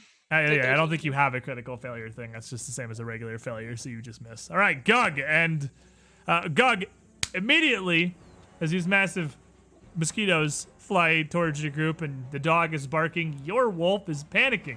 So your first action is a nature check to try to calm your not combat trained mount. Good dog. Stupid other dog. This is why he's not favorite dog. Good news, with the 21, you're solid. You can use your first action to keep your mount under control. I will do that. Other dog, we must go. Help other dog. Favorite, help Shanks. So that's going to be command animal to send favorite after over here to go and attack that mosquito. All right, so your command gives favorite 2 actions, right? You use 1 action to command him. I think if I get the command up, it just does what I want on its action. But let me double check. Yeah, that's what I think with your animal companion. Which you don't know how it works. I just looked it up, but I've been busy looking up other stuff too. So. Yeah, with your animal companion, I'm pretty sure you use 1 action to give it 2 actions. So communicate an animal costs 1 action. Most animals, you might be able to command an animal more easily with a feat like ride, but that only for staying on it. If your animal knows an activity such as horse's gallop, you can command the animal to perform that particular activity, but you have to keep commanding it. Success, the animal does as you command on its next turn. Let's see, you can also spend multiple actions. I'm just have its turn happen during your turn because I have no freaking idea if it's supposed to have its own initiative. So we'll just have it happen on your turn for now. So you use 1 action to command an animal, and it gets 2 actions. Does it? Yes. That's at the very top, just under animal companions. Your animal companion is the minion trait, and it gains 2 actions during your turn if you use the command an animal action to command it. Oh, okay. Okay, so how does command an animal skill then work? I'm looking at the skill section. With your command minion, you don't need to use the skill. It's a minion, which means it automatically obeys you. Oh, that's convenient. Yeah, All right, so you cool. don't have to make checks to make your animal companion do anything. It just does things. All right, so in that case, I'll command Favorite to move over to help Shanks. Good So news, he's that's speed 40, so... So connect. Everybody is trying to help me, but I'm holding my own pretty well. So Well- favorite, first action moves, Yep, and then his second action, I assume, gives him he's the gonna be nips. fight that thing. So... Plus I 6. don't know. Yeah, it's at a plus 6. I've got Favorite stats because I was able to Okay. get. Alright, I will assume you are correct. Yeah, go Favorite, go. With a 23, Favorite is absolutely going to give this mosquito a munch. What for? All right, and he does 1d8 plus 2 piercing. Which Yeah, is 5 going to damage. be Good job, Favorite. 5, which is not going to be enough to kill these massive mosquitoes. But you still have one more action left, because you use 1 to calm your mount, 1 to command Favorite. You have one more action. All right, so I'm gonna move up to get into position here. You have the ride general feat you got as part of your thing, right? Yeah, but ride means it automatically. Yeah, ride just means that you don't have to make a check to move it. It just automatically moves. All right, your creature, your little doggo here, has a 35-foot move speed. Oh, really? Yes. Oh, it's Wow. slower than Favorite. It's actually slower than a regular wolf. It is smaller, All I right. guess. Yeah, it's got 35. Favorite is Favorite is actually small, isn't he? Yeah. Well, you have a 35-foot move speed, says the Running Dog stats. All right. Well, there we go. That's All right. That's where I can do. Round 2, Shanks. What is an action to draw a weapon? Or is that a non-action? That is an action. Drawing a weapon is an action. Favorite is good. All right. So what Shanks is going to do here is I'm going to keep the short bow in my offhand, draw one of my shanks, and we're going to shank the Skamito. All right, give it a shank. The first action, draw the shank. Second action, you just drop your short bow, I assume. No, I can hold it in my other hand. Oh yeah, it's only a one hand. You're just doing single shanking. A 11 is going to miss. One action left. Do it again. Do it again.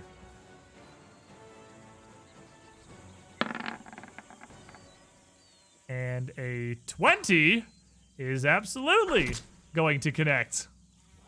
Much better. It's dead. I mean, It's definitely dead. dex to damage, 1d6. It It's dead. most definitely is dead. So this other one over here is deaf. That is going to scare the thing enough. It is going to let go of the dog.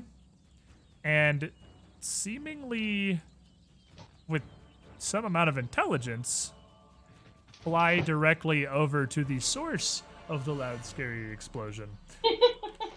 And what is your AC, Adamantia? 17. That is going to try once. And the second try, it is going to successfully latch onto you now. So Hey! Buzz off! this You want to throw a large- bomb at that one? This large mosquito is now attached to you. And This sucks. it does in fact suck. Alright. Dog, deaf and in a crazy panic, is going to run at the thing that is closest to it. And actually, it's going to run away. Dog is going to flee. Dog is Had enough running. of this shit. Dog is going to take 3 move actions Dog and is done. run Bolt. off into the distance. Dog doesn't want none. Dog's outie. Adamantia. I'm gonna pull a dagger from my belt, and try to stab this thing and explode it, and definitely get my dress a little dirty, and that kind of bothers me, but it's sucking my blood, and that's gross too. And this is the large one, too, that is already fed on the dog and is Yeah. swollen and huge. All right, so you draw a dagger first action, stab it second action. Yep.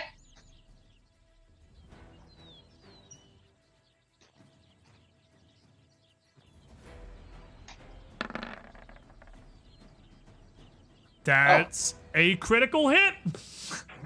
27 is most definitely a critical hit. Natural 20, also a critical hit. So you get damaged twice. Cool. No confirming anymore. You just crit. So, okay. So I just do it twice? Or Yep, I guess you just roll, get- like, yeah, normally just- D4 plus whatever your strength Yeah, is. just D4 so plus just strength, and you just get 2d4 plus 2 Plus strength. Strength. What is your strength? I'm checking. You probably dumped it. It but- might be 10 or lower. My Alchemist. strength is 0, so yeah, plus So 0. just All right, 2d4 so it's just damage. 2d4. You did 2d4 damage. Okay. Which is 7. That's quite a healthy stab there. But with how engorged this thing now is, that's not enough to kill it. But you do have one action left. You can stab it Can again. I go back and stab it again? You can absolutely stab it again. You can attack as many times as you fucking want. It's just one action. It's gonna be at a -5 after your first one, so it'll be d20 plus fine. 2. A -4 with a dagger. All right, your dagger Oh, yeah. is agile. Right, it's -4. Agile.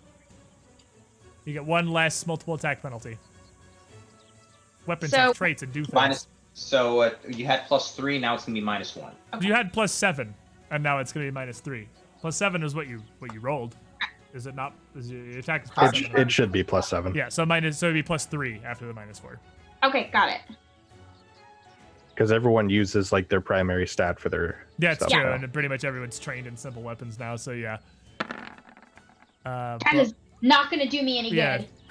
That's not gonna make it. I'm not gonna get him on a 7, What? unfortunately. Dad, stop! Stop! Dud.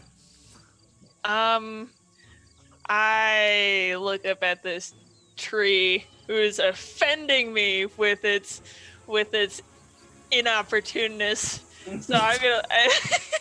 So I'm gonna look up at it, and are you trying to test my strength here? Because I will chop you down like nobody's business, and you will be Around the the 6 most seconds. chopped.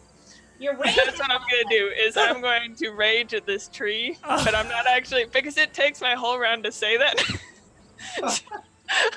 I'm just gonna rage at the tree. So the barbarian is going to rage, but with her stutter, it's going to take the full 3 actions to get properly raging. Gug! Mount's still panicking. You gotta make that check every round. Give me that nature check to keep your mount under control. So basically, Oh, for I- having a mount, you get 2 actions instead of 3, and one of them is to continually keep your non-combat trained mount under control. Oh, I have to do it every round. Oof. All right. Oof. You also get a mount.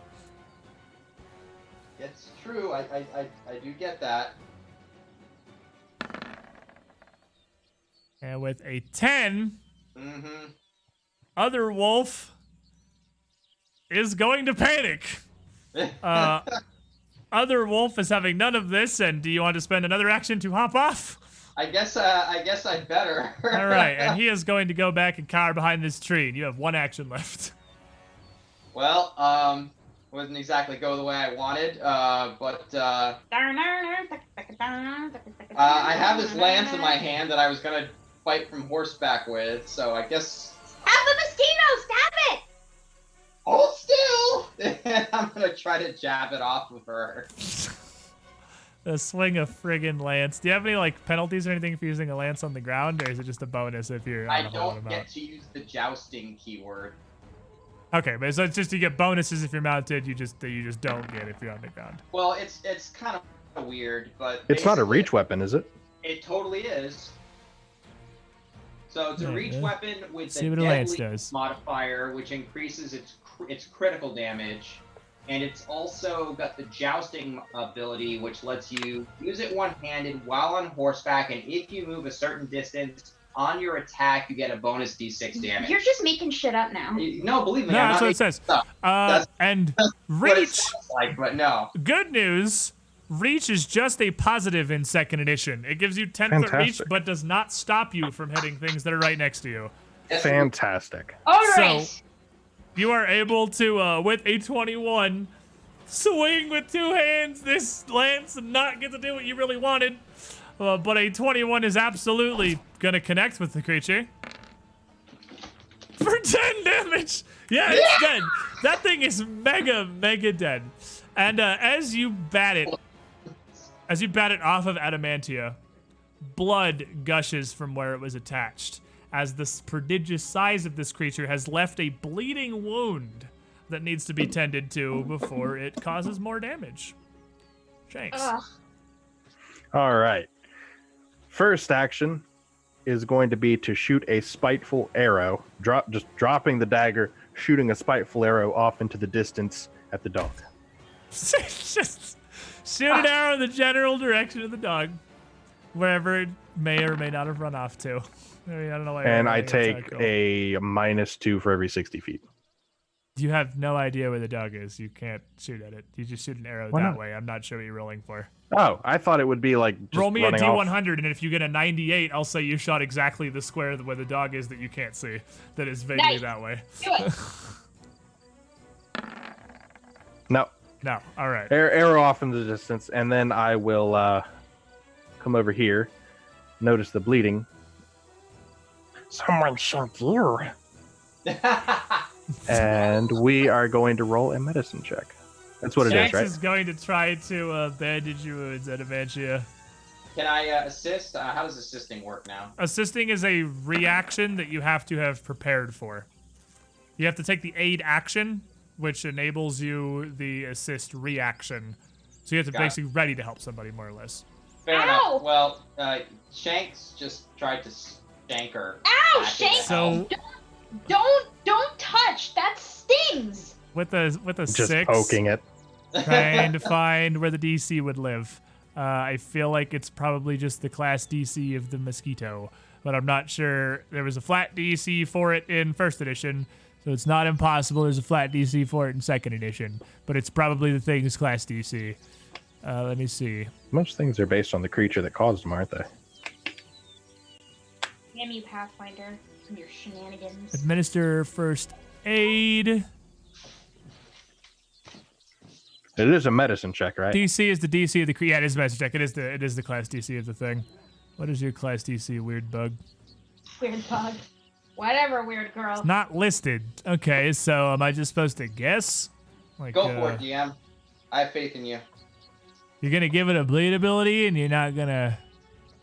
It's okay, man. I'm up next, and Wait, isn't class DC determined by the CR? Probably. So there's a table I gotta find. All right. So somewhere in game mastering, there will be 2E first time playing, ladies and somewhere gentlemen. in game mastering there will be a table with, I guess, just default DCs by CR. Oh yeah, Question because remember mark? we were looking at the chart of when something does not have a listed DC. This Yeah, is I the chart kinda of figured DCs. the thing that had a bleed would maybe have a I DC like for the the number bleed. 14. I think 14 is an excellent number. I'm pretty sure. 14 is DC for a CR1. yeah. Where are you seeing? Oh, I see it. Here we are. Here we I are. made it up off the top of my head No, you didn't. You had some reason for it, you little shit. because it sounded Alright. like a good number. That's DC's the by only reason. level. DC's by level. 0 is 14. -1 is not listed. This is a CR -1 creature, which the table doesn't bother to go back to. So I'm gonna say it's lower. It's higher than 6 and lower than 16. So it's not a critical failure, which causes damage to her. It's a regular failure. Adamantia, you take 1 damage. Okay. And then roll me a d20, because all persistent damage you have like a 25% chance to automatically recover from after it ticks. You do not. You're still bleeding. I will attempt to staunch my bleeding and heal up and first aid my wound. All right, medicine check. Except for me, it's a craft check. You have a thing that lets you do medicine as craft. That's kind of neat. That's alchemisty. Yep, All right. I'm a trudgeon. Oh, okay. Craft check then. 9 is also not going to be high enough, but not going to be low enough for a critical failure. And administer first aid is 2 actions, so you actually can't try it again this turn. Awesome. You have 1 action left. You want to do anything else, really? But that's... I'm gonna look at you and I'll go, don't try to heal me again. Done. You're raging. Gug is mighty hero. Gug Dud is wounds with the secrets of the forest. Dud's raging. What do you want to do, Dud? Why have you forsaken me? I'm gonna. Oh, sorry, Dud first. Dud, Then, not Gug. Dud. I'm sorry. Yeah, Nick, come on, get with it. These So- monosyllabic names. I tore my club out of the tree. And because this tree has questioned my strength, and, I am, from Zon-Kuthon, I worship Zon-Kuthon, and that is just not okay. So I'm going to chop this whole tree down, and then chop that tree into smaller trees, and chop that tree into smaller trees, until it's just like shaped. So you're over here raging in the corner. You actually can't make a medicine check to try and help because that has the concentrate trait. So you literally can't help because you are raging for 10 rounds and you cannot stop. So you are going to enragedly annihilate this tree for being in your way. Gug! I can't fight this feeling anymore. Gug will help. Gug will help. So Gug's gonna walk up and spit on the wound to help bandage it. And with another 6. That's what you did. Yeah, that's about. Yep, that sounds right to me. 6 sounds about like spit on the wound. Shanks! I'm just trying to help. I am ready for her to bleed to death over the turn of night over the course of 19 I mean, rounds. Stop, please! Stop healing me! Okay. See, you just hurt She's still. She's not a willing target. You can't medicine her. You Okay, can't the just last roll time I dice, tried to dude. step Say on what you're something, doing, and I'll Oh. tell you if it's anything you can do or Very not. I'm standing absolutely forward. eating your 20. She's not a willing target. You can't do a medicine check on her. Okay. I didn't know she was like literally unwilling. No, I'm not unwilling. I'm just yelling at him. I mean, that's up to you, Squid. Okay, if you're not unwilling. No, I I'm mean, not she unwilling. said not to. She didn't like force me back. No, I'm Well, just. she has to complaining let that you. he's not doing a good job. Like, you're bleeding. You have to, like, let I him just rolled the at dice. If she wound doesn't want so me to he touch can- her, that's so not he my can- fault. He can try to tend to my wound. I'm just not. She just doesn't think it's gonna go very well. All right.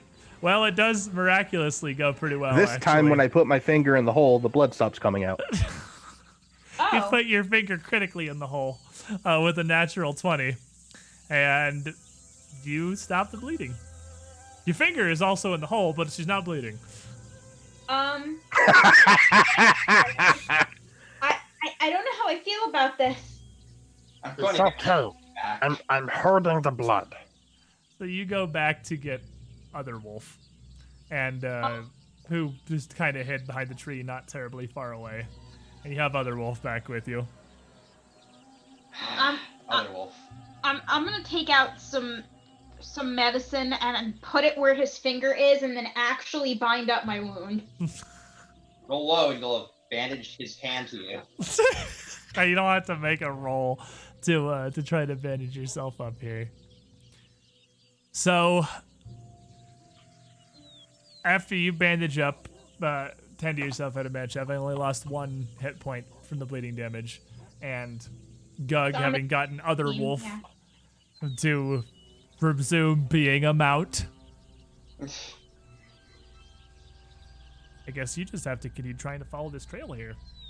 I have to deal with this nonsense till level 6, by the way. Oh, of what? Oh, the combat train mount. Yeah, a mounted character that doesn't have a class feature gives them a mount. Probably just don't do that at level 1. Like, Probably a good idea. Yeah. it doesn't seem like it. I mean, you can, but it doesn't seem like it's super worth.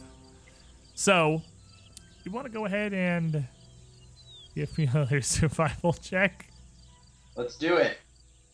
So ready for this. and Hey, I did see. decently last time. No, you're Continue awesome. tracking this trail here. Yeah. Survival. Yeah. Solid. He's a survivor. He's gonna make it. Gug found Solid. it. With a 24, you would in fact be able to continue following this new dog, feeling like it may be onto something. And across this small clearing, but on the other side, through a little more trees, you find the dog cowering, whimpering, bleeding, and a lot of pain next to a woman. And the woman appears to look a whole lot like the cow did, basically. She doesn't look like she's from around here. She looks like Tian. And she is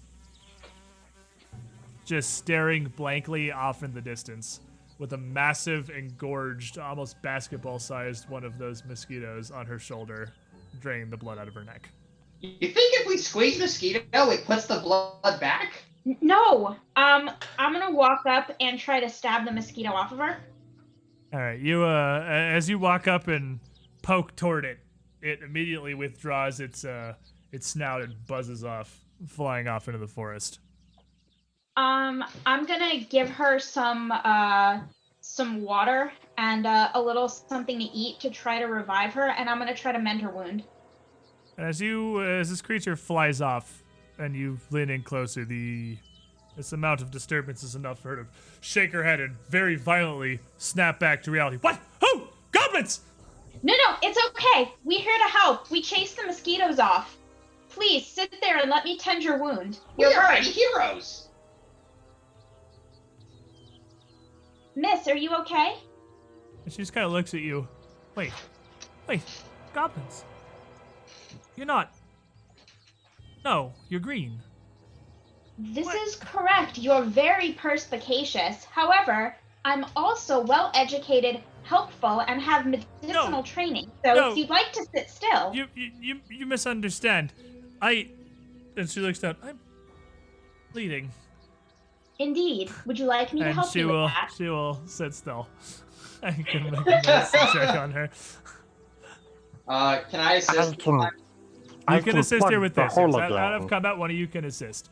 So assisting is no longer 10. It's the same DC as the thing. So you make your medicine check first, and if you beat the DC, you give Adamantia a +2.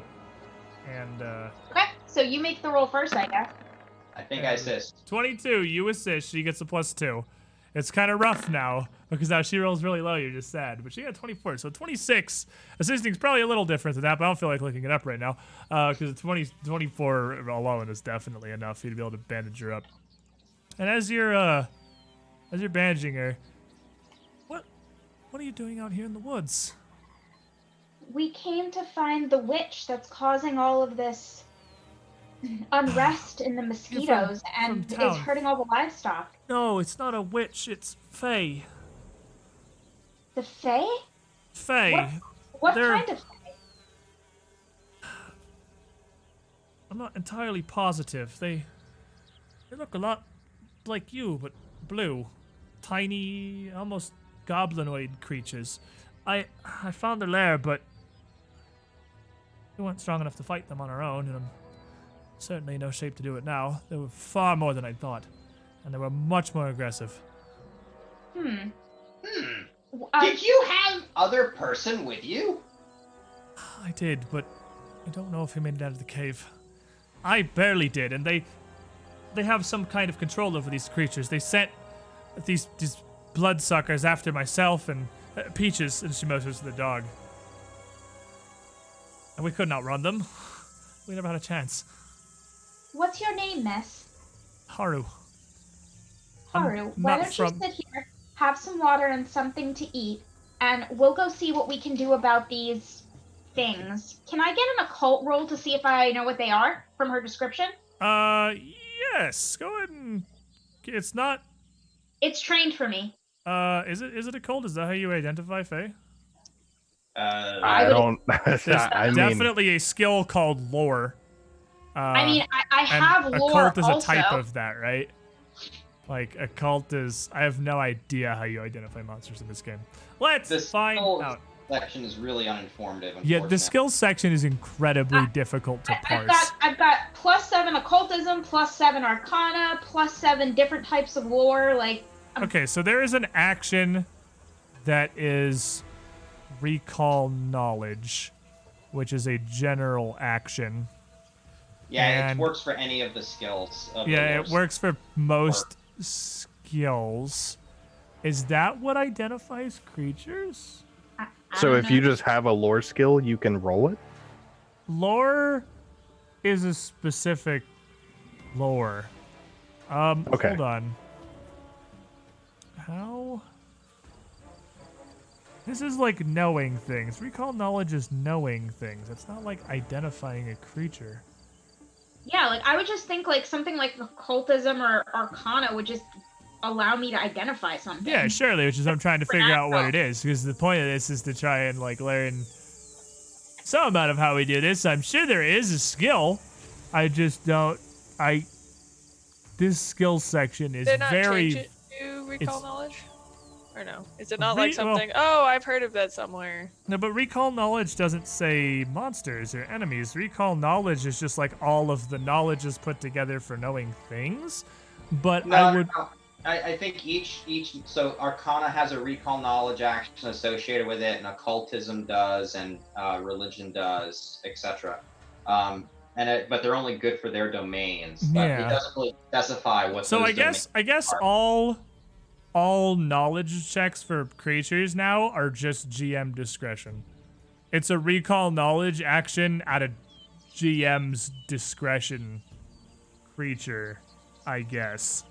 Or from a GM's discretion skill, because none of them seem to. It doesn't have anything about like subtypes of creature or what it's attached to. Phase nature, it sure doesn't say that. Phase nature in first edition. Recall knowledge nature says the environment, flora, geography, weather, natural planes, creatures of natural origin. Is Fae Like natural animals, origin? beasts, fae, and plants. The first world, the material plane, and the elemental planes. Does it say that? Where are you reading this? Under nature, wisdom. You know a great deal about blah, blah, blah. Recall knowledge about fauna, flora, geography, weather, the environment, creatures of natural origin, in parentheses, or in... Oh, yeah, like animals, beasts, fae, and plants. Okay, cool. So whenever we want to know about a creature, we have to go look under every single skill's recall knowledge individually until we find the goddamn. creature we're looking for. Yep. Chat claims there's a table on page 506, which Let's is... go take a look. Well, how's a 24? Recall knowledge is a secret check. You don't know it. You don't roll it Oh. because if you critically fail, you know wrong things. So, +7. If you need to secretly. okay, yep, it's really deep in game mastering under specific actions under DCs. There is a table for a type of creature and what recall knowledge they are. Okay, so we're gonna have to like finding all the tables is gonna be a new adventure in the second edition rulebook. Okay, so +7. So let me roll. All right. I also rolled a 17 for what it's worth, so it didn't matter literally at all. So from what you hear, tiny blue creatures and commanding vermin. This sounds like a relatively common type of fae called a mitflit. And mitflits aren't goblins, they are gremlins, which are basically the fae version of goblins, more or less. Mitflits, mites, they have a couple different titles. They are little cowardly blue goblin gremlins who can command vermin. Seems pretty fitting. I want to command vermin. It So sounds like we're dealing with mitflits. let me see what you know. When you successfully identify a creature, you learn one of its best known attributes, and on a critical success, you learn something subtler. And with a 24, that'd be a critical success. So you would So I- learn its most common attribute is, of course, that it can command vermin, and just like it doesn't have. You don't know the specifics of it, I suppose, but they can certainly command these little bugs. And a lesser known thing. Let's go. It likes long walks on the beaches, a nice mojito. I was trying to see if it had any resistances or weaknesses. Ah, they are weak to cold iron. They're a fae. Yeah, Right. fair. Fair. It seems like we're dealing with a type of fae. Anyone have any cold iron on them? Haru, Wood reached down to her pouch. If you're going to go after them, this won't be of any use to me. And she pulls out a dagger with a bluish sheen. This is cold iron. I knew we were dealing with Fae, but not the extent of it. Well, these Fey elements can command creatures. They can command vermin, but they're not particularly powerful. They probably just caught you unawares. Why don't you stay here? It's not their power, it's their numbers. There's, well, dozens of them down there. Only a few moved to fight us, but there's an entire civilization of the things. Well, we're going to have to burn it down then, aren't we? We are strong. I wish you the best of luck on that. Here, have something to eat. And, do you want to come with us, or do you want to stay here? We can protect you better if you come with us, but I don't know if you want to go back there. No, I'll be all right. I'll make my way back into Stakis, but and she reaches back here. Take these as well, and hands you 2 vials of I can't find what holy water does, but they're holy water. Probably just 1d6 to evil creatures. Is it an alchemical item? Because I'm gonna literally control F this entire PDF. Holy water. That's what I've been doing. Yeah, it works decently. It actually works surprisingly well, yeah. Okay, so what is this under for future reference? Holy water is under other consumables. Great. Okay, well, that's why I didn't find it. Holy water is a thing you throw. It's a thrown weapon. It does 1d6 good damage and 1 good splash damage. It only damages fiends, undead, and creatures that are weak to good damage. Huh. So you don't know if it'll work on Midflits. All right.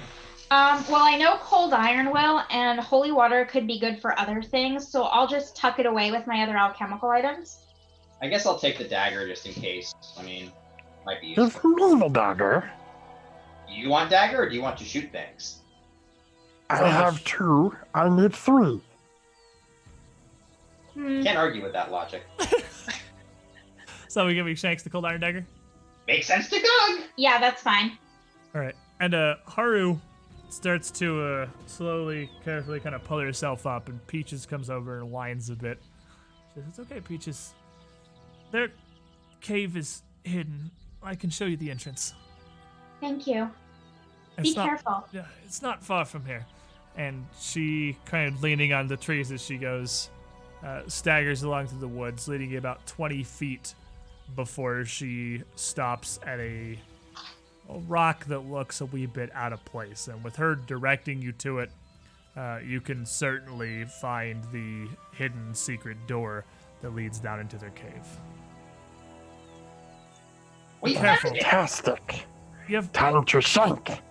The numbers are more in your favor, but they're much more hostile than I anticipated. Typically, to my experience, Fae can be reasoned with, but it doesn't so much seem this one. Or these ones. I will reason with them. Trust me. Well, whatever you These do. are gremlins. They generally can't be reasoned with. Certainly a very angry sort. Well, best of Go luck back to you. to town and be safe. Hopefully we'll see you later. I will. Come on, Peaches. And she starts to limp her way back to the forest towards Stockies. So, All right, you want to take point? Gug can take point, I'm already gonna be sneaking my way in. but Shanks is better at it. he's already in doing sneaky beaky stuff. Sneaky beaky stabby time. You might want to be careful with that tree. Whoa! What are you saying? Saying against my tree? Do you have a problem against my tree? No, but Because, we're I going mean, if you don't think I'm strong enough to get this tree through here, then we're gonna have a serious problem. All right, bring the tree if you like, but it's just gonna get stuck again. I feel like that's a slight to my strength, but from previous occasions, I guess you would know that. So Yeah, we're gonna go with that. So should I roll stealth, or is this basically just scouting again? You don't roll stealth. You don't roll anything unless I tell you to roll something. You tell me an action you're taking. That's why I'm asking. But no, you roll with sneaking. It just makes your stealth your initiative. Okay.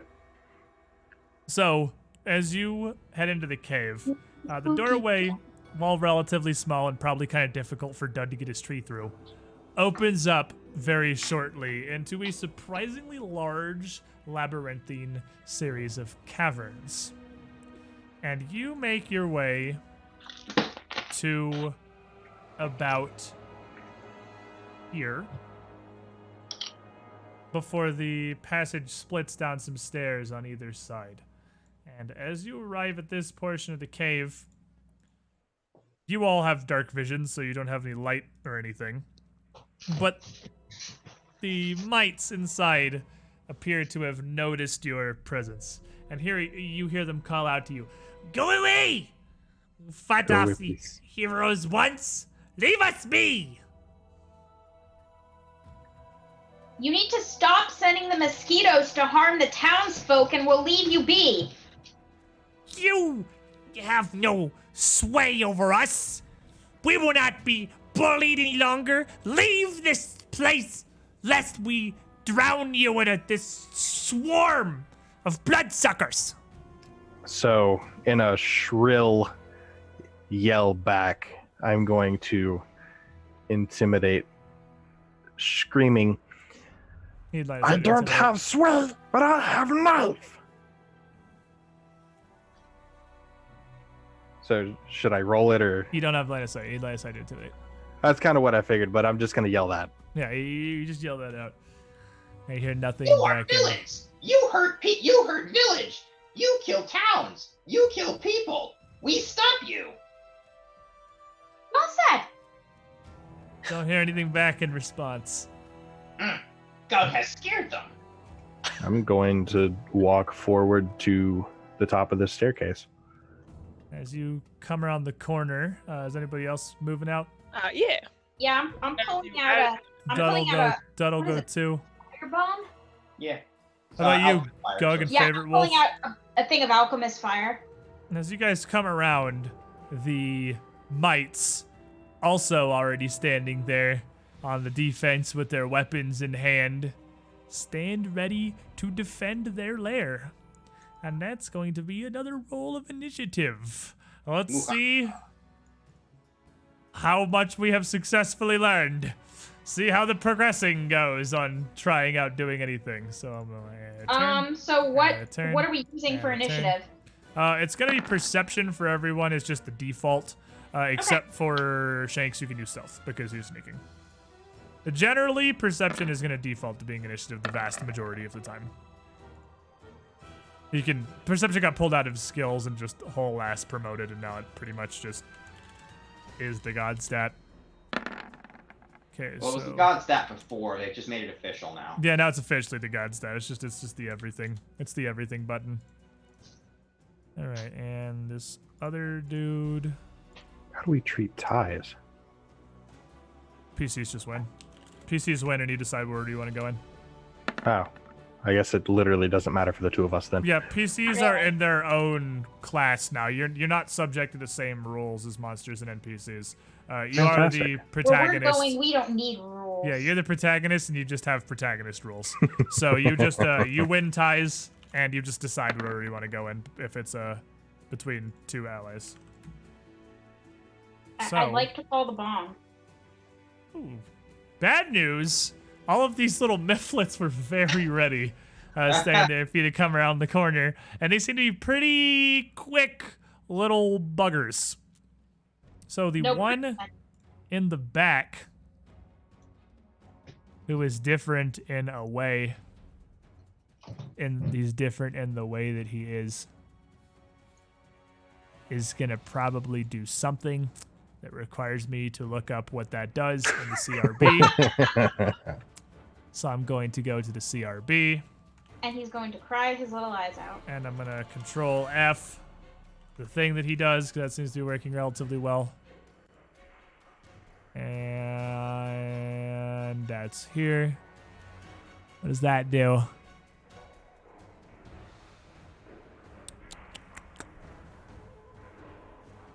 What? No save, you die. Good luck. Oh no. He is going to cast a spell. Uh-oh.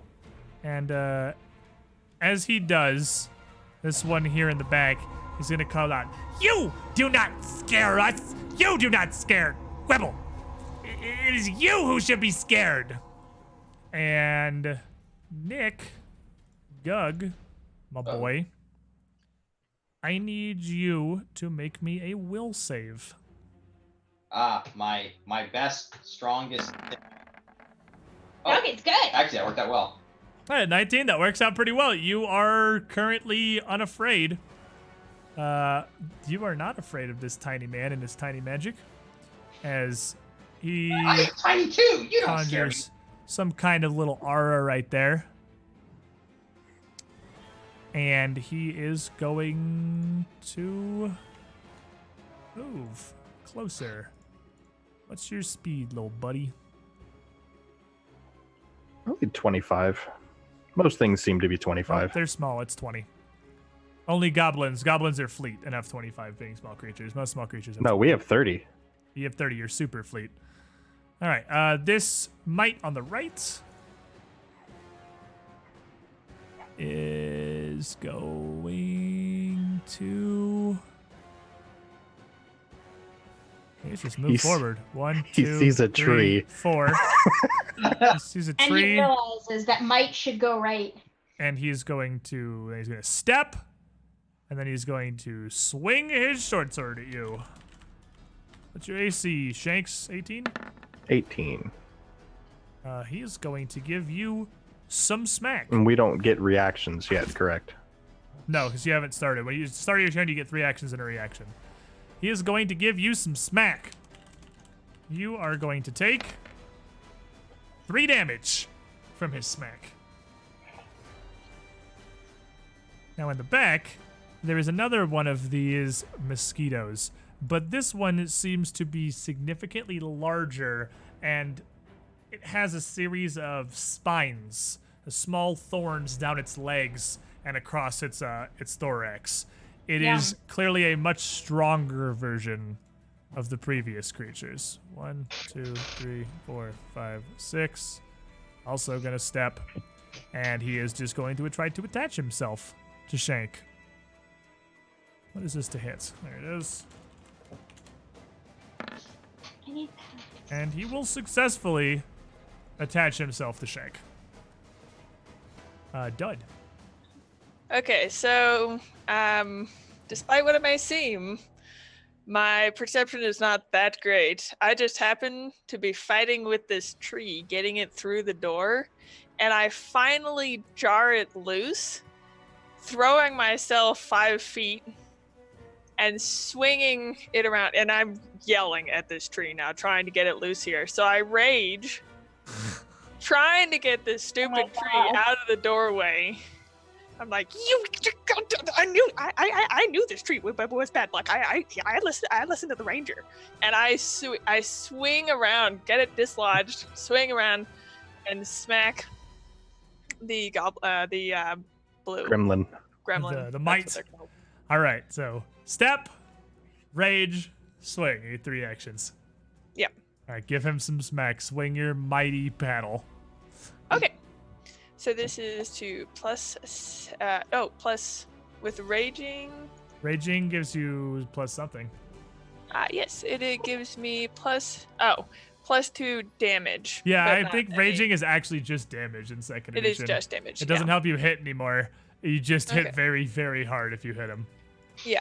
Okay, so D20 plus 7, which is a 19. With a 19, that is absolutely gonna connect with this tiny gremlin.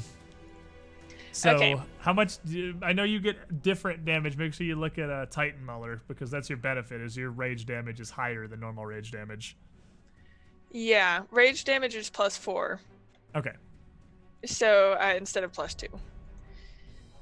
So I am going to be hitting for Lots D10 plus 8. D10 plus 8. This thing is going downtown. Okay. And really around. Give him Okay, some so slaps. D10 plus 8. So You hit 5. him for 15, slam him into the wall, and he just crumples like a broken sack of crap and powdered bones on the ground. Instantly dead. Bugger off. Gug, combat Alright. has started. Make Combat. me a nature to try to command your steed. I'm ready for it this time. Come on, other dog. We have to do this. But first, your steed. Oh, well, let's see what you get first of all. Oh, well, that didn't go great regardless. Your steed also would need to make the will save versus the spell, because I just realized it doesn't have a token, but it is still in the same square as you. But Oh, yeah. it's going to bolt and basically leave the battle entirely off to the south, and your second action's hopping down. Yeah, that's what's gonna happen. Yes, and I have one more action. Yes. So I'm gonna go favorite sick 'em. All right. Favorite sick 'em. So we'll go ahead and move favorite. This is the guy who was casting the spell, right? Yeah, he casts a spell and move forward. He also, they've all got little short swords in their hands, that one included. Alrighty, go get him, favorite. Favorite's going to rush up, and Favorite's going to try to launch. Yeah. And with a 22, Favorite's going to launch. Favorite's pretty okay at launching, it seems. My favorite for a reason. And he will take 5 damage. These little fey gremlins, at least this one, you attack and think, wow, these things are remarkably sturdy, way stronger than I thought they were going to be. Bryn swings a log and instantly kills one of them. So they have very different experiences on opposite sides of the doorway here. Alrighty, that brings us to Shanks. There is a mesquite attached to you. Is there an action I can take to detach it? I think it's called a SWAT action. Yeah, it is. You are grabbed, and you can try to break out of a grab as normal, which is, I'm sure, an action somewhere in skills. Oh, I need shoulder pads.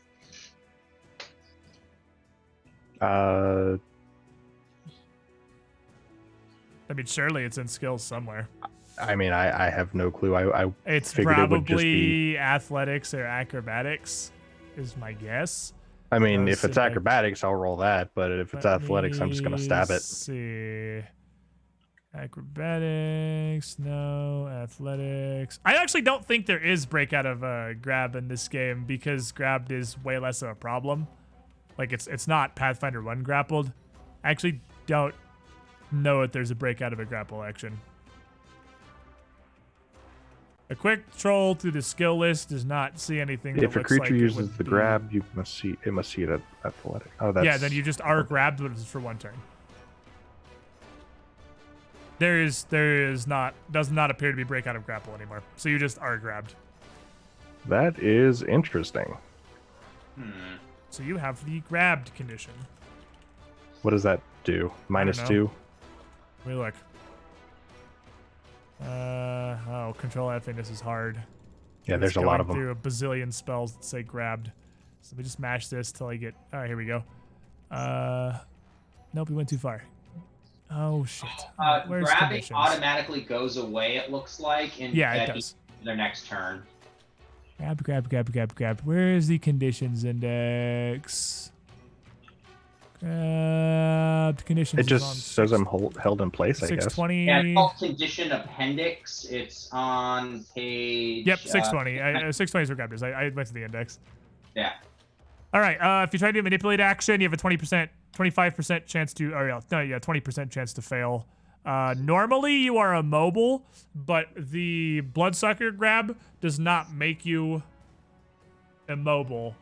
It just will move with you if you move. It's too You small. can hold you in attempt to place. escape. It is typically the athletics DC of a creature grabbing you, the thievery DC of a creature who tied you up, the spell DC, or listed escape DC of an All right, object it's an hazard. unarmed attack, isn't it? I actually saw that we were going. I remember that now. Benchaw's right. We saw it during our thing. It's an unarmed attack to try and escape a grapple versus their athletics DC. So just punch it, I guess. And its athletics DC is not listed, so I'll just guess. Wow, I really Athletics loved is strength plus training. I was a so. huge fan of these monster stat blocks until they don't have any of the information I need to run them. I mean, I got away I'm from it. positive a 20 breaks free from a freaking bloodsucker. All right. So I'm going to laugh at the crumpled mess in front of me. You stop me, you get tree. And then proceed to cold iron this bug twice. First one. Okay. I super loved the second edition stat blocks and how concise they were until I tried to run them and realized how much shit just isn't in here. Yeah. You have a bleed. How are you gonna not list the bleed DC? Like, your attack does nothing but grab. How are you gonna not list the athletics DC to break away? AJ, you just kill the Batman. You just killed the Batman. A 17 is going to miss. This thing is a little more solid and still smallish and fairly fast. Well, I don't have a breakdown of what adds to its AC anymore, so I'm not sure if it's like natural armor that makes it tanky or if it's fast, but at 17 doesn't hit it, so I guess I'm just gonna pick one. Wow, I'm actually there's gonna be an adjustment. I have no information on these monsters. I'm just gonna it's just make up everything. Which will be fine as we get going. All right. Well, upon realizing that my best effort missed, I'm going to instead raise my shield. Okie dokie. And your a buckler. Buckler. Well, this 20 hit, right? No, the 20, pushed escaped him off. the grab. That was to get out of the grapple. Or the grab. Oh, okay. All right, Adamantia. So I'm gonna come over here. And I'm gonna toss some alchemist fire in between these two screwy guys. Okay. So if you do that, you're gonna automatically hit, and they're just going to take 1 fire damage each. Yeah, you sure you don't want to actually like hit one of them, like maybe the one in the back or something? Sure. I'll come up here and I'll try to stab one. Or you could do that too. Okay, so you can move up. Was 1 action, and we're gonna try to shank this man as a 2nd action. Give him the stabbings.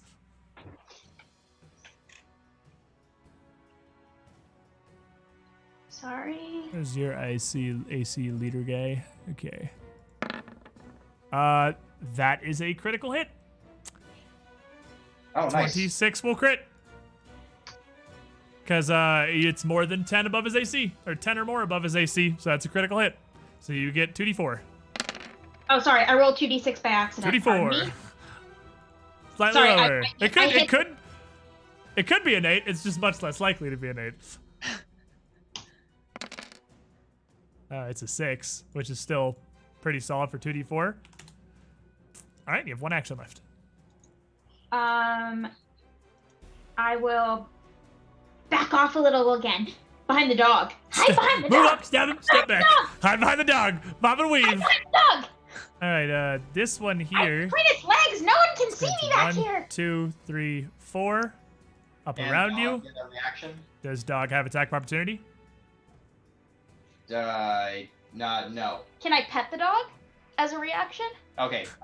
So you need a special. You have to have attack of opportunity as a feature. Almost nobody has it now. Fighters get it automatically. Some other classes can take it as a feat. Usually it's 6th level or higher. Most monsters don't have it. Attack of opportunity is a rare and special class feature. It's not an inherent thing anymore. So combat is much. You can move around much more freely. You don't have to worry about that crap. He's gonna move up. And as he approaches, he's going to try to stab Adamantia because he seems to be a little afraid of the giant doggo, which is currently biting his leader. That's pretty spooky to him. No, I'm not here. He's going to give you the stabbings. What's your AC? 17. Your inner goblin's coming out. With a Your exposure. 17, he is going to connect. You guys aren't super awful at sorting. That is a D20. That is not a D6. He does not do D20 damage. He does D6 damage. For 1 damage, you take a single point of damage. Oh no, I'm at 17. And then he is going to move again to get around behind you. Hey, I know you're back there. Their leader. I'm He gonna fart on him. seems to enrage almost as he gets bit by Favorite Wolf. He seems to almost start to glow with a pale white supernatural fury as he strikes back at Favorite Wolf. And what is Making Favorite Doug mad. what is Favorite Wolf's AC? Favorite Wolf's AC is 16. Roll 1. It's okay. I hope so.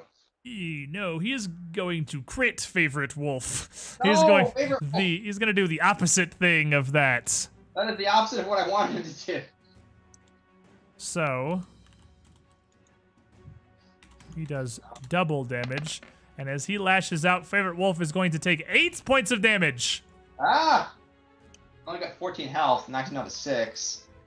Oh, does he have 14? I have 13 on here. Okay. I have it written as 14. Well, I'll assume it's 14. So he takes 8 damage, and he calls out, "You won't come in here and bully Mitflits!"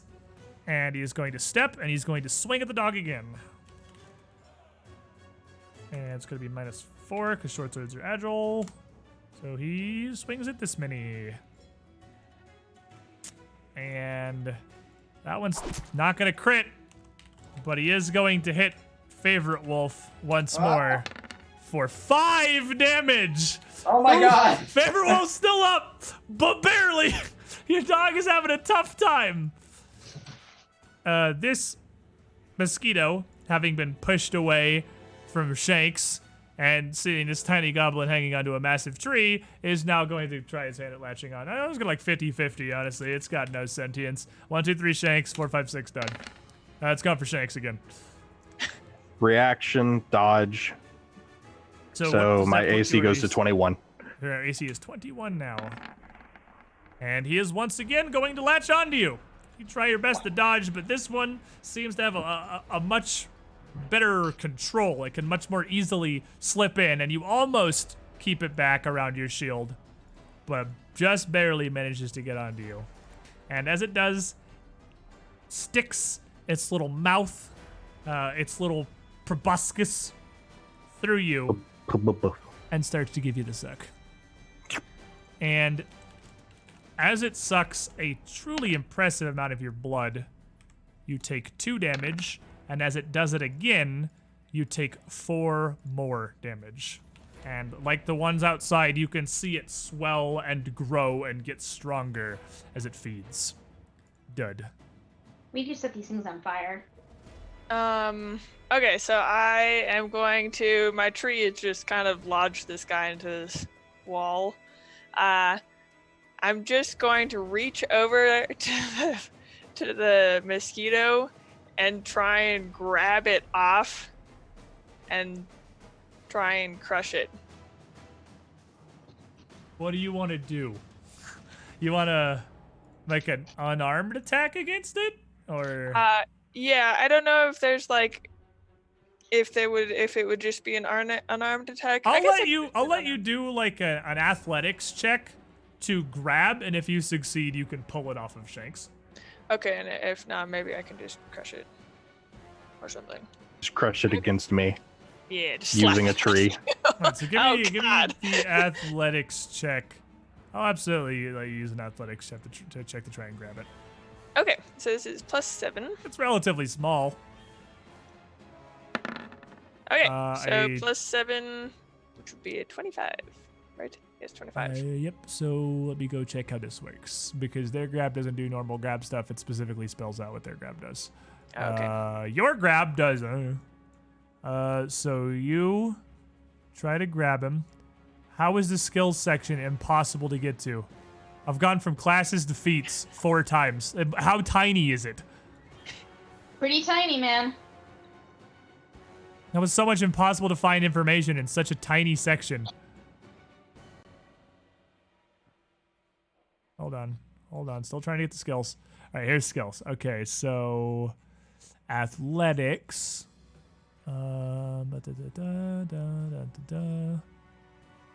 Is grapple.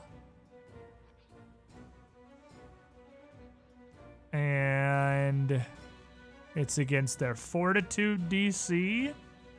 His fortitude DC is 17, so 25 passes. and it is now grabbed. So yeah, I'm just gonna say you pull it off of Shanks, and it's grabbed. If you want, you can just let it go because you can't swing your weapon with one hand.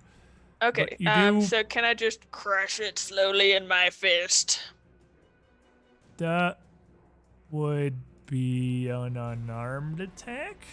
That's basically the same as punching it. And yeah, it's punching. I'm gonna give you punching. But can I mechanically. keep it grabbed or no? Yeah, you have to drop your club though, because you need the other hand. to Well, try and yeah. squish it. Okay. And so, yeah, as I'm you dropping pull it my out, club. again, as happened to Adamantia outside, blood gushes from the massive hole it's been sucking on Shanks. Okay, so then I just do a fist trained. Is this my second? This is my second attack, so that would be. Does this have the attack trait? Grapple does have the attack trait, yes. Okay, so yeah, so it'd just be +3. Yeah, and you're no longer clumsy because you're not wielding the club anymore. Oh, what does that do? Plus 1 AC, right? Sure. I don't think it does anything to. It definitely used to reduce your attack rolls. So that would be a 11. All right, so when 11 is not gonna be Crush it. enough because grab doesn't actually lower its AC at all. It's still buzzing around. You're just like holding on to it. It's pretty big. It's like a big angry basketball, and you're holding on to like a leg, and it's still trying to fly away, and you're having a difficult time getting your hands on it to crush it properly. Okay. Now, do you still have one action left? I'm gonna hold it out. I don't think this is an actual action. I'm gonna hold it out and try and hold it right in front of Shanks. You can take an action to prepare to aid, and then you can have That's the what I'll do. reaction to try to give Shanks a +2 when he attacks. Yeah, You can definitely do that. it's Good. exactly what I'm gonna do. Doug is Alright. mad. So Gug, favorite, bite and run. And then, so I guess I'll order favorite wolf first to bite him and then run away. So it basically run back to where other dog went, keep him safe. Okay. So first bite from favorite. Don't give him the nips. 15. Oh, he doesn't give him the nips. Right. 15's not enough to hit the leader of the knights. All right, and then he's gonna run 40 feet, which I think is back to about there. He's outie. He's gonna run back behind, whimpering, trying not to die. He could go out. He can go off the map if you want him to. Yeah, let's do that. Let's give him the boot icon of I'm not here anymore. So then so Gug is going to bravely charge forward with his lance, moving his 10 feet, which is what he needs to be able to get his attack off. Yep, you got And reach. Bonus damage. That's 1d20 plus. You have to be mounted to get the bonus damage. I'm pretty sure. Can you just It regular? doesn't say that. It just says I just have to move 10 feet. Does it really? That's pretty neat. Okay. Yeah, so that would be the weapon damage jousting. When mounted. Oh no, that's if you're mounted. That's under. Sorry, I was looking at. Okay, I was like, I glanced at it, and I was pretty sure it said you had to be mounted. But if you can just run at people like with a lance, like it's fucking Dark Souls, that's awesome. Yeah, if you move 10 feet, you get a circumstance bonus. If you're mounted, you move 10 feet. But you can still swing at him normally with reach. You still have reach. All right, let's get him. Ooh, almost the nat one.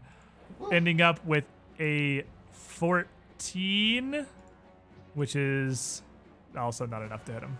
I think that's all my actions. Yeah, move, swing, command. Yep. Shanks, you bleed for 1. And then just roll a raw d20. What action is applying a poison? Probably an action. Fuck if I know. You're still I couldn't bleeding, find though. it. It's probably under poisons.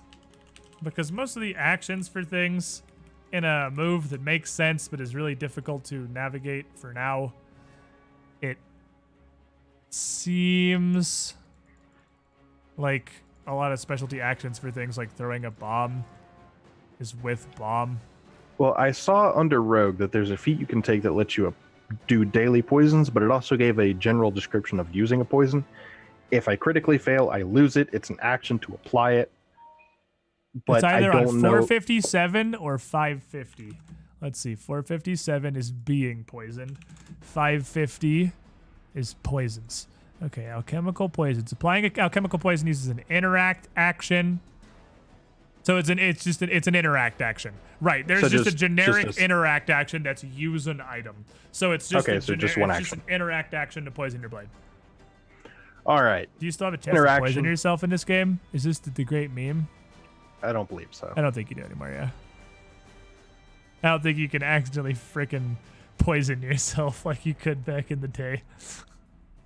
All right. So interaction, poisoning the cold iron dagger. Stride, move, whatever it is, to get behind It's a it stride, for the flanking. That just makes him flat-footed, which means his AC is 2 lower. And I'm getting the assist, so I'm at +9. Yep, and Doug uses reaction to try and hold this thing up in front of you to help you. And can I hero point to reroll that? No. I can't. 12 with it flanked and flat-footed is not going to hit, but the poison's still on your blade, so you still have a poison little knife. Adamantia. Speaking of flanked, Surrounded. You're surrounded. Yeah, might not be. Damn it. Might want to not be. I'll back off. You can stab him before you leave. No, yeah, I'm you gonna, can do whatever I'm you gonna want. stab him, but then I'm gonna back off over here, and then I'm gonna stab him again. Okay, so give me a first attack roll to try. This is still with the leader, right? The injured one. Yeah. I can reroll a d20 with hero points. You don't have any hero points. Everyone starts with 1. Well, I say you don't. You don't have any hero points. Let's keep going. Huh, fair.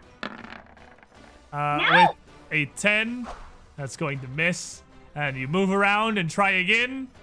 This time at a +3, because it's 4 lower, because agile.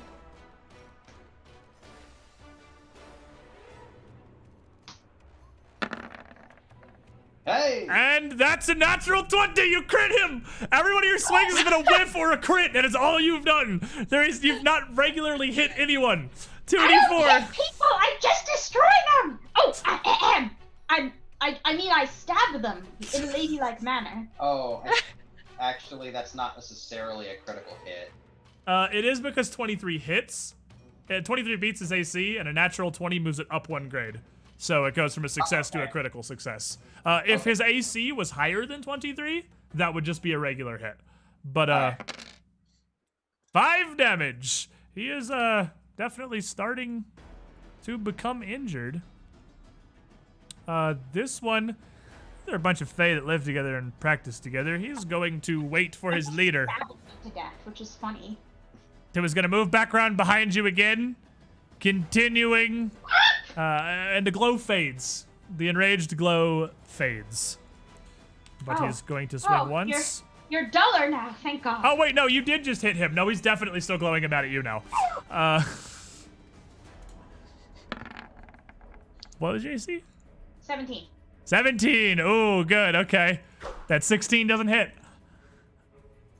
And he's going to try again. And he is going to miss again as he becomes injured and starts to move a little less effectively. His teammate, Want the side of her come out when she's in town. Cultured, very cultured. and her goblin's escaping. His ally, the other mite, is going to move up behind you, taking a flanking position. You are now flat-footed, which means your AC goes down to 15. Flat-footed, like flanked, is just flat-footed. Flat-footed is just -2 AC. It's not a separate AC on its own anymore. But So I'm wearing skills. you're down to 15 AC, and this Metfoot, now with their positioning around you, is going to manage to land a hit. And as they both work together to keep you flanked and to keep you distracted, they play off each other, and this strike seems to be much more efficient than those he's landed before. Cough, cough, sneak attack. You take 3 damage, and then he is going to swing his little short sword again. And that one is going to miss. This little insect, seeing as Dud's hanging on to it, is just going to go ahead and try to stick to Dud. What's your AC? My AC is while raging a 16. You're raging, but you're not clumsy. So is it still 16 or is it 17? Oh, then it would be 17. Okay. Well, he got a natural 20. The good news, he doesn't do anything on a critical success. He critically attaches to you. So his his attack does no damage, so he just critically sticks to you really, really well. He's very stuck to you. And like he did to Shanks, he begins to drain your blood. Wait, does this mean he's a critter now? You take Oh God. 2 damage, and then he is going to drain your blood again.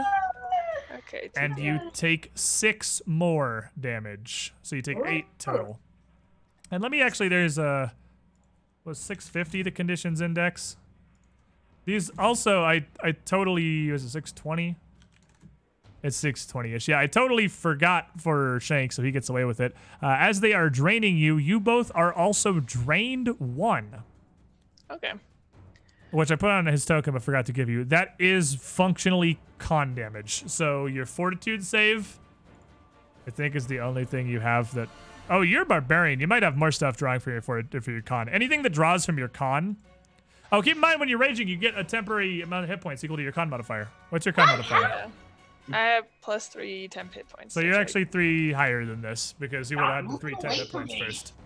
But yeah, drained is -1 to con skills. It's your turn though, Dad. This thing's now stuck to you. So do I have to... I only have 2-handed weapons. You can pick it up Just off the ignore ground. the thing that's on you. Just hit things. You're not grabbing only it thing- anymore. At the start of your turn, the grab is automatically over. You have to grab But if it's again attached to to keep him my hand, What's attached to your, like, you? so... It got out of your I hand and got like, onto you. Smack myself in the forehead with my Use tree your branch? two-handed weapon very carefully. You just hug it like where You the just- bug is. You can, Okay. As one action, you can pick your club up off the ground, and then there's. Dude, I'll just go like, I will you like can just full attack. on headbutt this It's thing. pretty big. It's the size of like a basketball, basically. Oh, so yeah, you can see, there you kind of just lift your tree into it, or pick up your tree and drop it on it. I mean, whatever you want to do it. You can definitely swing your tree at the thing still. Though. And pray you don't go flying back into the wall. Yeah, so here's, so that is a 19? 19. Did you take an action to pick up the tree, or is these unarmed attacks? This is take an action to pick up the tree. Because you pick up the tree, and then you, while it's attached to you, whack it Are with we the still tree. flanking? Yeah, because mechanically it doesn't actually leave it square. It literally doesn't matter because it's flat-footed because it's grabbing you, like it attaching to you makes it flat-footed. So I was just curious. yeah, You get hit. but you hit it. Okay, so 19. 19 definitely is. And I'm still raging. Definitely still raging. Okay, so yeah, so this is D10 This is like plus round 3 of the rage, I think. Yeah. Okay, so D10 plus 8. So a good 15. then? 15. You hit it for 15 damage. It's still fine. With all the blood it's drained, it has become inordinately strong. And a 15 damage hit doesn't kill it. Okay. Only brings it to about half. Okay, so for my last True. action, can I try and get it off? Yes, that's an unarmed attack versus its athletics DC, which isn't listed, so just roll it and I'll see if I feel like it succeeds or not. Okay, unarmed attack is just +7. Okay. Hey. So Yeah, that is 25? definitely going to rip the thing off of you. And as you do, you as well start to bleed from where it's fed on you. Okay. Yug. All right. So. Help! Then, Goblins versus mites. How did this happen? so I'm gonna move around behind it. So I measured it out. It should be 25. So that's 5. That's 10. That's 20, and that's 25. That's 30. Second diagonal, you taking a turn is 10, but you have a 30-foot move speed according to Derp. So assuming So I only have 25 written down, and I'm not I was sure. pretty sure Derp was wrong. Yeah, you have a 25-foot move speed. That's not me. That's the automatic hero lab thing that says I have 30 feet. Well, you probably have it because of a rogue thing. Yeah, maybe might you be, have yeah. a rogue thing or something, because goblins are inherently I 25. don't. So that's if you want to get there, it's 2 moves to get to flanking. I don't really want to. You can get here for 30, or 25 rather. It's just not. You can get to not quite flanking. I'll just go to here just so I can hit the boss. Okay. Yeah, you get in there and get your poking lance. Get my poking lance out. Boss seems pretty angry. Go ahead and try to get him. Gug smack. Gug not smack. very Oh, well. 11's not gonna be any smack. You can try again though. Let's try again. Might as well. 2. Yeah, that weapon is certainly not agile. Oh, come on. Ah, it's AC 16. Come on. All right. Thanks. You bleed for 1 and roll a d20. All right, easy enough. Stop I've rolling actually- 15s. Still bleeding. All right, so that takes me You're down to to this. You're down to 3, and you're still bleeding, and you're drained. So I realize the issue. I have been trying to stab the bug. Okay. I'm going to cut across the balloon to pop Oh. it. Okay. Try and slice the thing open. It worked. 26 will hit. And it's a DC 18 fort save. Fort save with the poison. Alrighty. Your boy. Just gonna roll a save. Oh, we got a 17. This is the one-off battle. I mean, so many things have been one-off lethal. Welcome. Let me look up what the to the poison swimming does because pool. it's just straight damage. Yeah, what kind of a Congrats on poison popping the is thing. it? Blackadder. Blackadder. That odd deer with the resub. Congrats on popping the thing. 1d8. He waited for that. Is it just D8? Yep. All right, so you do your damage, your sneak attack damage, and then D8 poison damage. And that 17 damage total from your poisoned blade is absolutely enough to finish off this buzzing creature. That's one action. I'm gonna drop the dagger, pull out the bow, Okay, second action. and I'm going to plink this one. All right, take a shot at the guy that you can see. And this is second attack, of course. But an 18 will do it. Whack. Shank ain't here to play games anymore. He 4 ain't got damage. the fools. All right, Adamantia. Oh, God, why do they keep surrounding me? 'Cause you make it easy. So you can move that around. I'm gonna move back around him again, and I'm gonna go, hold him still so I can stab him!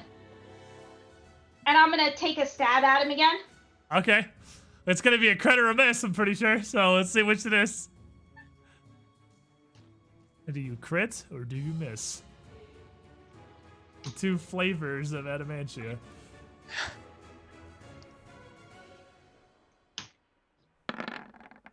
Holy crap, you just normal hit somebody. No!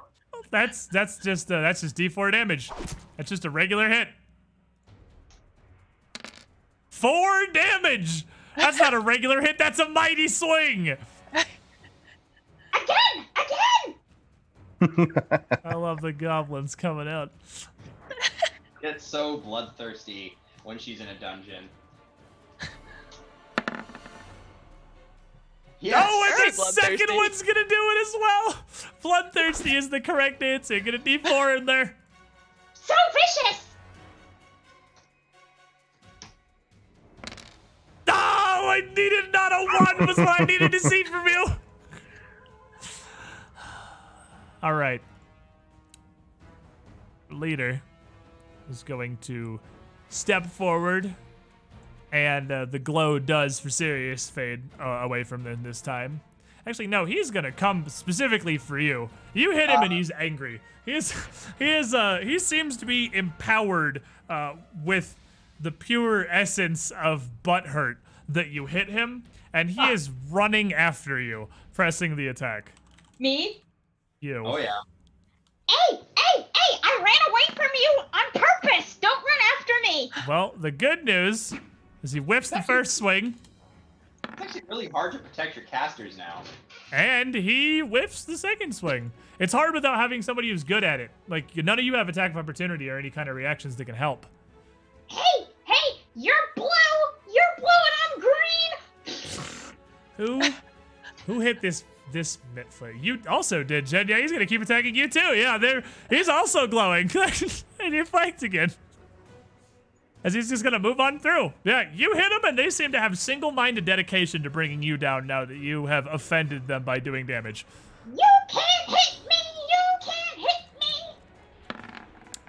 me! He hits you.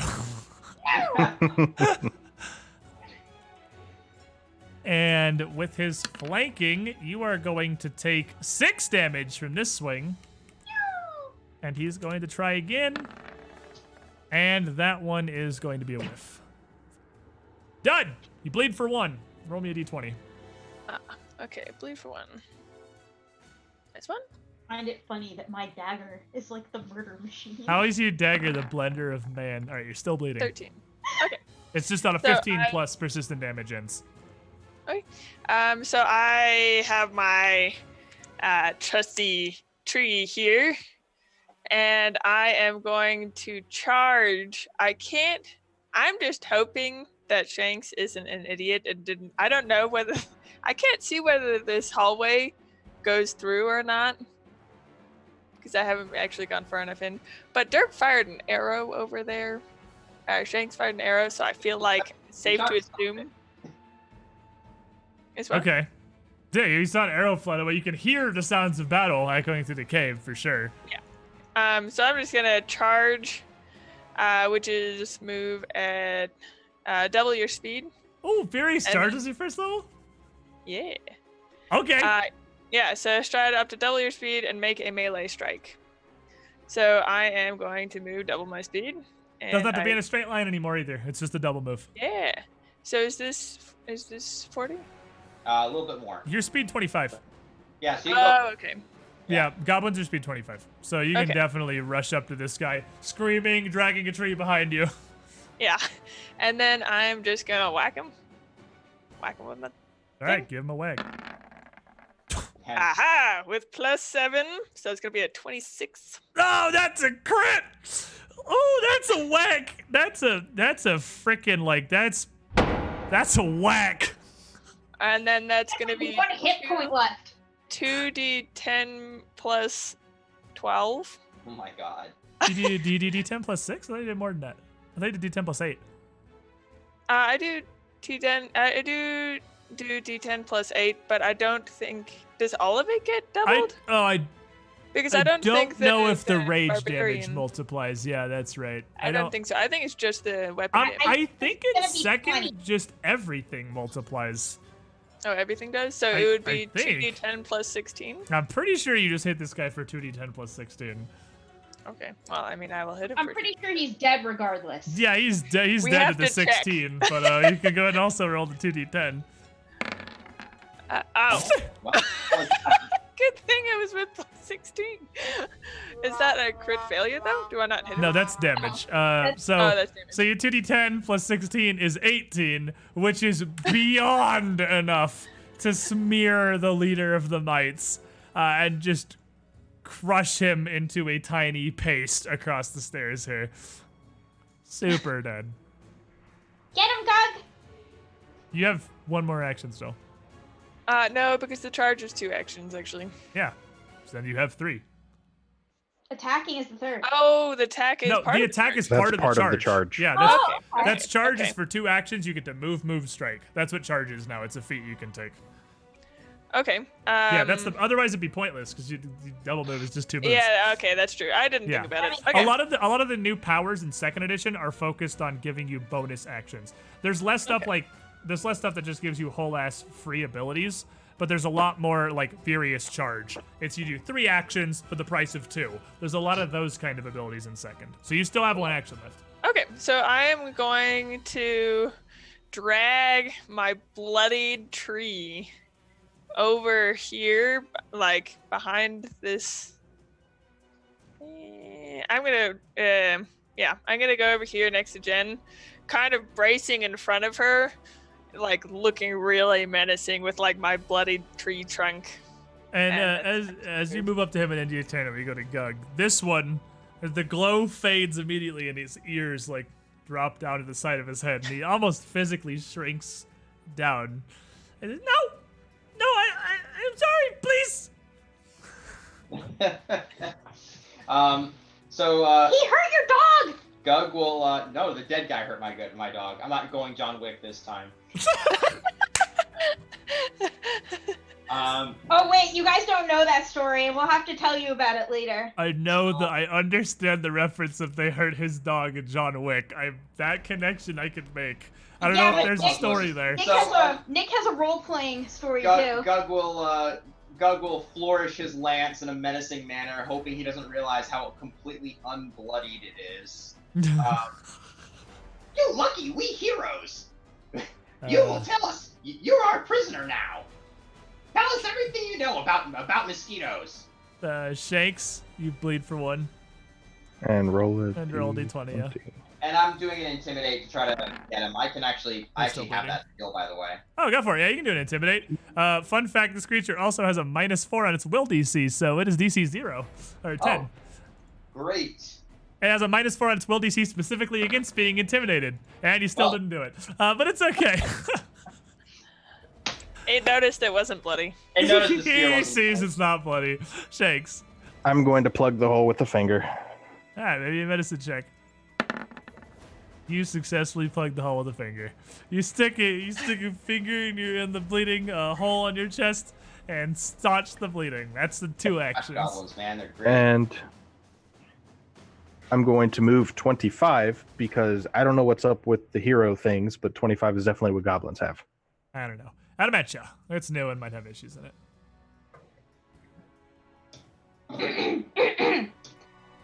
So, would you like to tell us why in the world you decided to send vermin after the villagers? I not make decisions. I take you to leader. You ask him. Take us to your leader now. Dud, you bleed for 1.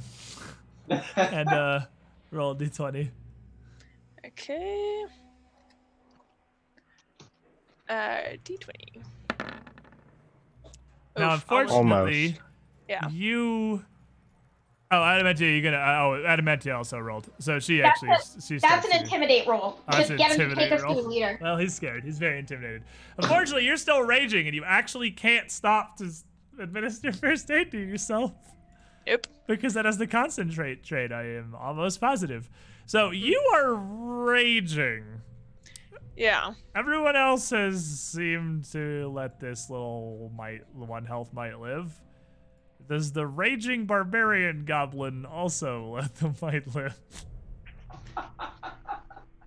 That might depend on the dice rolls. Yeah, I think it doesn't say that I have to be bloodthirsty. No, you're not. You're just raging. No, it's not, I'm not saying you have to attack him. You're raging. I'm saying you're raging. What do you do? Into the wall. Yeah, I'm saying it's your turn. You're raging. What do you do? I'm going to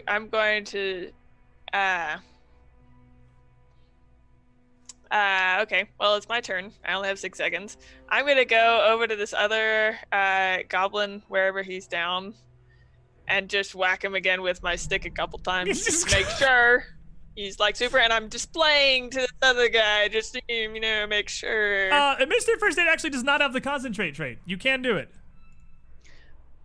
I don't know if I can do it while I'm raging though. Yeah, you can't do things that have the concentrate trait while you're raging. It doesn't. I've assumed it did, but I went to look. It actually does not. You can ragedly bandage You're yourself. not so senseless as to. Yeah, you're not so senseless to stand there and bleed to death because you're raging. I was like, that seems kind of weird. I'm gonna go check. But no, it does not have the concentrate trait. It's only manipulate. So you can do it. I didn't think I could do medicine while I was raging, so I'm not trained in medicine. Can I still do that? Yeah, you can make an untrained medicine check. Okay. Okay.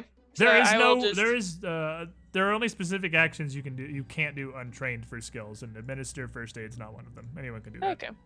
Okay, so I will do just roll a d20, I guess. For 11. And Wisdom. 11. plus Do you have any Wisdom. modifiers? Do you have any wisdom modifier? Plus wisdom. No, I don't have any wisdom. All right, so an So 11 she- is not enough, and then you can use your last action to go over there, sort of beating that thing to death. Does anybody want to attempt to bandage Dud, Yeah. who is I'll beating this take care body of it. on the ground to death? But okay, Yeah. roll me your medicine check. I really wanted someone to roll a natural one to make it worse. Damn it! She stopped bleeding. Close. All right, so I'm gonna go back over here, pick up my dagger. You pick up your knife, Have you seen what he can do with his daggers? Orcus is done. and the Mitflit is very afraid, and he kind of backs up into the corner, and he says, Hey! Don't go anywhere. We're not done with you yet. I not run. You follow me. We go inside. I take you to Asgard. That's right. Let's go. Does And- anyone have any healing? I don't feel so good. So, you can I can.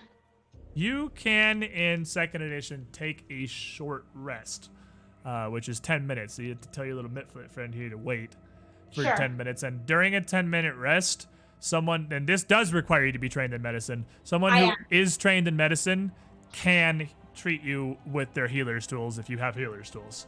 I do. Ooh, I do have. they healer's No, tools? I We'll have. just go- I have alchemy stuff that substitutes for healer's tools. I was and going to that's say if you my don't, we can just Because hand you're wave it. Shurgan, right? because my Yeah. Churgan. All right, I was gonna say honestly, if you didn't, we could just hand wave it. But you do need to have healer's tools normally. So if you guys want to take a 10-minute rest, Definitely. don't think there's anything else anyone else can do unless anyone else is trained in medicine and wants to try to heal themselves or somebody.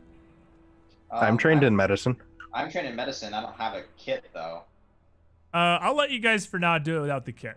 So you tell this terrified little gremlin to wait, and so we'll just go left or right. If you're trained in medicine, Gug, do you want to try to treat anybody? Gug or Dud? Gug, I'm going left or right. Oh, Just by yeah. tokens. I'll go ahead and see if I can't patch up Shanks. Okay. Welcome, So you- Squidling, to the Squiddy Pool. Let me actually see something real quick. If multiple of you can use the same on one person.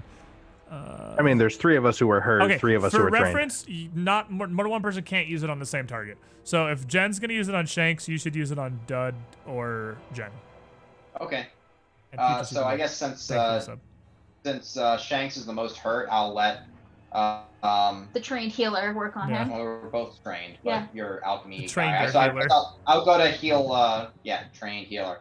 I guess I'll heal Adamantia instead. Okay, so you have the train of healing. She's healing Shanks. She got a 24. You're healing Adamantia. You got a 14. Is anyone else trained? Anyone? Shanks, do you want to heal Todd? Yeah. Goblin healing train. Okay. Plugging a finger in the hole So again. go and roll yours too, and you get a 9. So It is mixed Uh, results, but it works. Gug and Shanks are trained in medicine, and they aren't able to help their victims at all, but they at least don't make it any worse. Adamantia, Your problem got stabbed. with your with your 24, you are absolutely successful, actually, and you heal Shanks for 2d8. Ooh, it's a decent amount. It's pretty good. And that doesn't affect my drained, right? No. It would affect your All right. wounded if you had it, but not your drained. So you get 9 health back. Take 9 hit points back. Yeah. And if you had any wounded, this would also remove the wounded condition, which is the thing that makes you die harder. So this is like a monkey train of bug eating, but it's healing, and 2 of them are idiots. And Dud's just sitting there grumpy, getting worked on, and not feeling any better as Shank's just poking his finger in various wounds.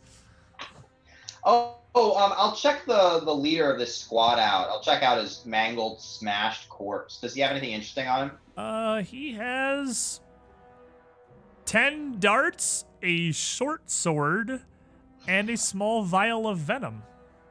Each Hey, of the other. I'll give that venom to Shanks. More juice for stopping. The other mite that you killed had also 10 darts and a short sword. Neither Does this of them venom look like the venom I just had? looks exactly like the venom you just had. All right, fantastic. Also Blackadder venom. So after 10 minutes of waiting, and I assume favorite wolf.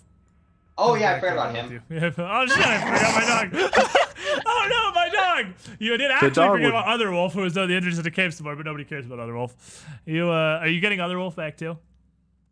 I'm almost tempted just to have favorite wolf wait outside with only 1 hit point. Yeah, let's just have him wait outside. Okay, you send favorite wolf outside to go not die. Yeah. The mite leads the group of you, which would probably be in the opposite of this order. The mite leads the group of you up further through the tunnel. As he gets a little farther, you see a lot more mites that have slowly, kind of cautiously, edged their way a little further out into the tunnel. These mites, unlike the bestiary image, which is the only image of mites that I have, are not armed, and they seem to be terrified. And they are cowering back around the edges of this tunnel, really, really desperately wanting to see what's going on, but too afraid to go any further over the 10 minutes we were healing. Too afraid to go any further forward than where they already are. They fear our mighty heroes. And they see you leading one of the mite guards, who is armed and is very much limping, and they very quickly scurry as out of the way as possible, trying to clear a path. And as you continue through the cavern, mite leads you to this set of stairs here, where you see a much, much larger creature in a camp, which is a word I'm going to use very loosely, which seems to be a whole lot of just animal furs scattered around. They're not animal furs that were skinned, animal furs that appear to have just been bludgeoned very violently and probably still all have the meat and bones inside them, but have just been squished out to be mostly flat on the floor behind this thing. And he is just chowing in to an entire carcass of a something, completely oblivious to the fact that anything is going on, as this wounded Mitflit leads you into his presence. And he steps up and says, "Mighty Asgard,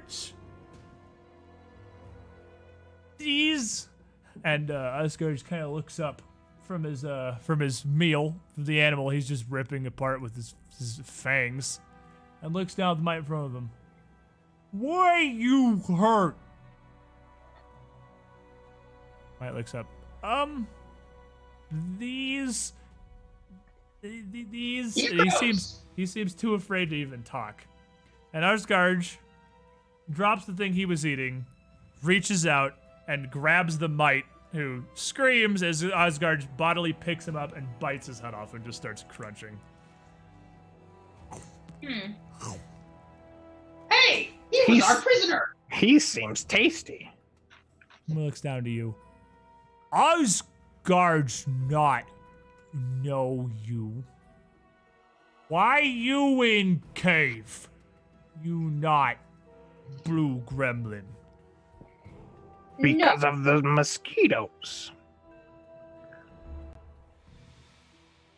You send bugs to village. You kill things. You cause problems. Stop immediately. No. And he goes to swing a massive club at you. In the All back. right, He can Thus definitely ends the reach you initiative. from there. Thus ends the conversation. the diplomacy, I suppose. That's gonna be about that one. Am I just rolling perception, I guess? This would just be perception for everybody, yes. Okay, so that would And let be me add you 20, guys. no, I got I 16. just gotta put you all in. 21. Oh, okay. These right. other Medfoots I'm not even rolling initiative for because they're terrified and just trying their hardest to get out of the way of Asgard. She seems to be pretty grumpy. They're not interested in intervening in this at all. I'm just gonna let him do his business. is your... Oh, wow, it's surprisingly high. Surprisingly high is only so high. Surprisingly high. Surprising doesn't matter. It's surprisingly high, not regular high. Just surprisingly high for this giant monstrosity. Oh, I've been ignoring my command animal this entire bonus the entire time for ride. I don't think it would have you've met a particularly ride check. mattered. Yeah, I don't think you've met a Probably ride check. not. All right, Shanks. This Osgard, their leader, this massive furry green monstrosity, is picking up a bone club and looks like he's just aiming to smack. He doesn't All seem right. like he can. And these other Metflits are just diving out of the way of his fury. What is this? Like, impassable? No, you can. That's fine. You can move all through there perfectly fine. All right. We're gonna poison the cold iron dagger. All right, and And- that is a manipulate action. And as you pull out the flask of poison, Osgard is going to. No, he doesn't have a reaction yet. Actually, no, you're good. He hasn't gone. There's not like combat reflexes anymore. Yeah. So I'm gonna poison my knife. I'm gonna scooch right up to his booty. Getting a And I'm booty just- hoe. I'm just gonna stab it. Hi, give him some stabbing.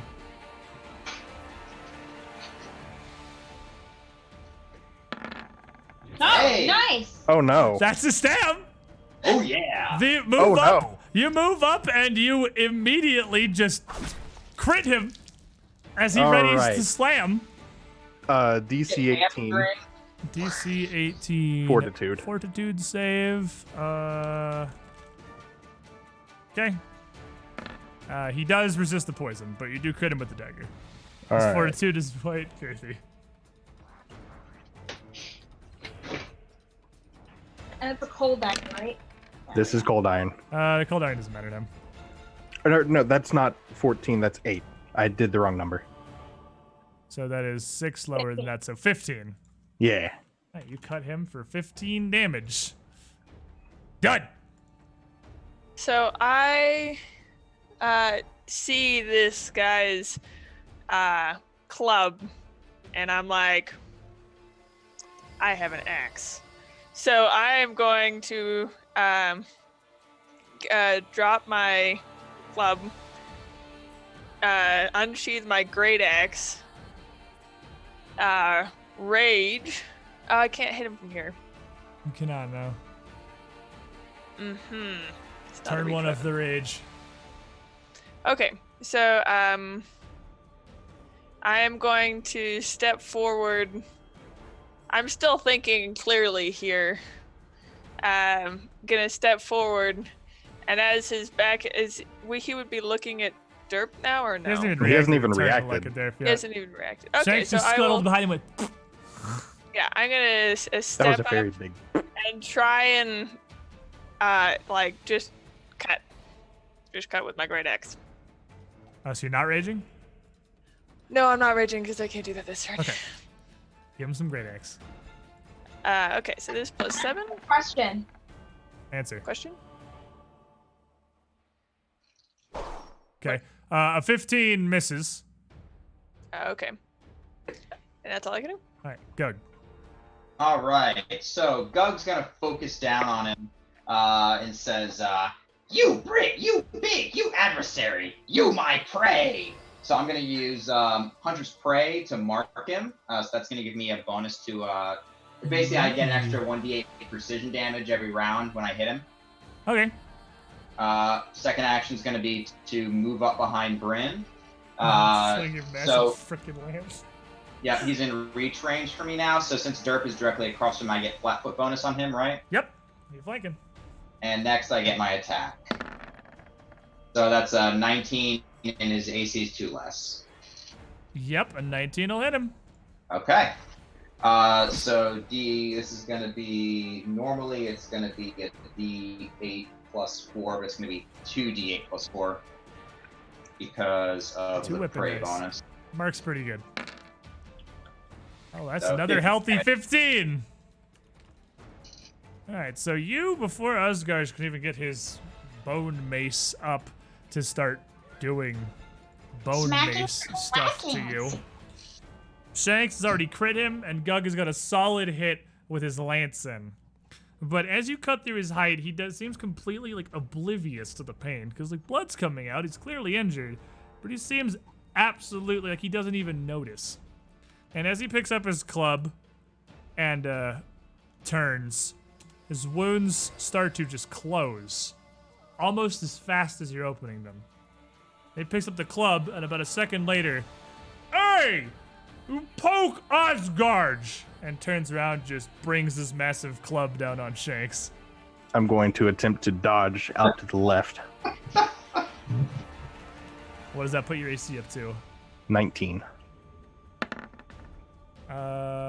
He is good. That's a 30, so that's a crit. So he brings this massive club down on top of you. And you take 36 damage. Holy All right. shit. So we don't have hero points, so that's pretty much just I'm not You having are fun. down and you are at Yeah. dying too. He's gonna turn back around to Dud and just slam the club down again. What's your AC? Well, I'm not raging yet, but I have my thing, so it's gonna be 17. Do you have your thing? I thought you had a great the axe out. It's still two-handed. It's not. Oh, it's not large, though. though, Yeah, is it's it? the Okay. oversized weapon that gives you clumsy. Okay, so yeah, so I would be 18. Good news. Club's not agile. Bad news. Hits anyway. Right. And as he smashes you, you take 17 damage, and you also go down. Okay. Huh. And you How start about to that? realize, I had to move you to get to the X. You start to realize that while ye may be heroes, perhaps some things are beyond you.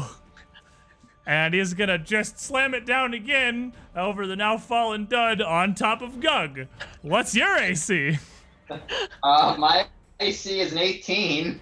Good news, he only hits you. Okay, he misses that one. As you see him take the time to paddle down two people, Retreat! slap, Retreat! slap. You're able to get out of the way of this massive club. Okay. And he roars out, "Netflix, why are you useless?"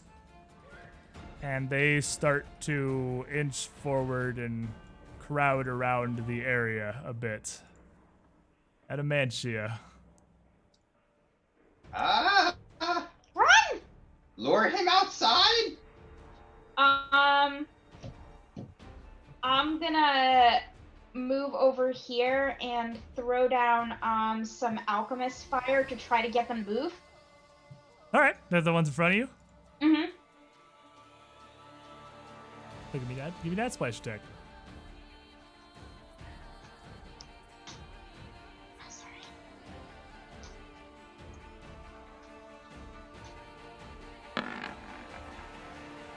Oh, the 13, that's gonna miss, but it's not gonna critically miss, so it's still gonna splash right here and do 1 fire damage to each of the two Mitflits in the doorway. We're gonna recoil a bit from it, and then start to glow.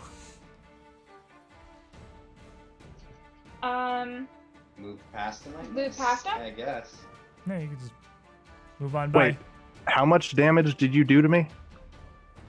36. I don't know, like 36. I instantly die. Oh, is that above passive damage? Yeah. Shax is just shakes his face. You crit him, he crit you. There is no Wow. dying, there is only dead. Wow. Whew. Dud, make a dying check. So that's DC 20. Since you're only at dying 1, it's DC 20, it's a D20. Since you're only at dying 1, it's DC 11 because it's 10 plus your dying modifier. I mean, it doesn't really matter. Not if I- really, no, this is clearly the end. Gug.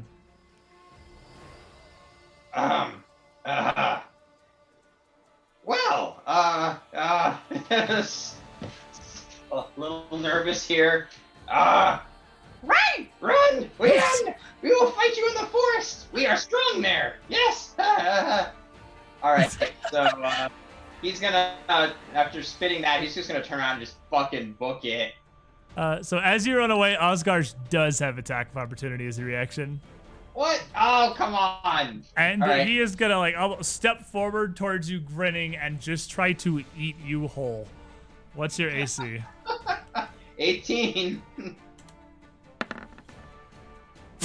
He crits you too. Oh no. It just eat you. That's a 29. That's, He that's might gonna just crit- eat you. You might just eat me. I have 21 health. Let's see what happens. He gives you a Manchin for 26. He just eats you. All right, Adamantia, it's time for you to go find a new group of goblins. and It's civilize. time for a new group of adventurers. So Adamantia, he would 1, 3, 4, 5, 6, 1, 2, 3, 4, and be in smashing range. He'd get one swing at you before you run for your goddamn life out of his cave. I'll open roll it. What's your AC? 18.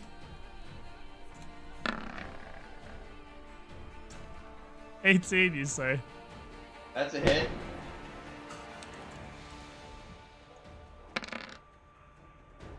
That's 11. You have 8 health. You're not up. Oh, 8 is lower than 11. oh, sorry. I thought I'd healed. I forgot no one healed me. Yeah, you also get smooshed by the incredibly upsetty Osgars. Who So what has not CR is seen- that supposed to be? That's a CR5 creature. So Oh, that is yeah. that Sounds is about right. certainly substantially beyond what the party is going to be capable of dealing with in its current state. It wasn't absolutely impossible. It was just astronomically unlikely that you guys would be able to take that. But I He figured, hit everyone except for me on a 2. yeah. And he only rolled like a 14 for you, but it was still 30 or a 16, I think it was, because he has plus 14 to hit, which gave him a 30, which is still a crit. And his second swing was still a plus 9, and his third swing was still a plus 4. As he's just giving the pounding. So our poor goblins will maybe be remembered as heroes by at least one person, but perhaps remembered by everyone else as the tribe of goblins that showed up in town, blew up a wagon, burned down the inn, and then died in a forest. I'm As- sure Bubo could easily deal with that thing. As is fitting for a shitty one-off with a bunch of goblins, I figure. Fabulous. Holy crap, Pathfinder 2 is hard. Okay, I thought this was gonna be... We learned a lot. We did learn a lot. It's definitely gonna take a couple of these kind of little adventures to figure shit out, I think. Because, Yeah. oh my god, it's hard. I thought it was gonna be Like a way... video game. They like wrote it like a video game, except we don't have a computer to crunch everything for us. Well, I Yeah. think the crunching is way easier, honestly. There's a lot less crunching. I just don't know where to find any of the crunch right now. Well, yeah, that's what he means. It's Yeah, like it's so- simpler. It's just you don't know where everything is. Yeah, Normally, just by merit of the fact that it's new and you can't just like go to the internet and Google the name of a spell and immediately have it pop up. It's much more difficult to look up anything. Yeah, Really? magic. That's someone else's problem, as far as I'm concerned. Yeah, it's definitely gonna need to be. We're gonna have to figure out really how everyone's character works and like what normal actions might come up to like have everyone somewhat know for themselves what it is they do, because oh man, it's real hard to look stuff up when we have one whole ass book I and know, no it's real ridiculous. easy indexing on the internet. But At I do- least we had that website to help us with our Hero Lab numbers. is great. Yes, Hero Lab is fantastic.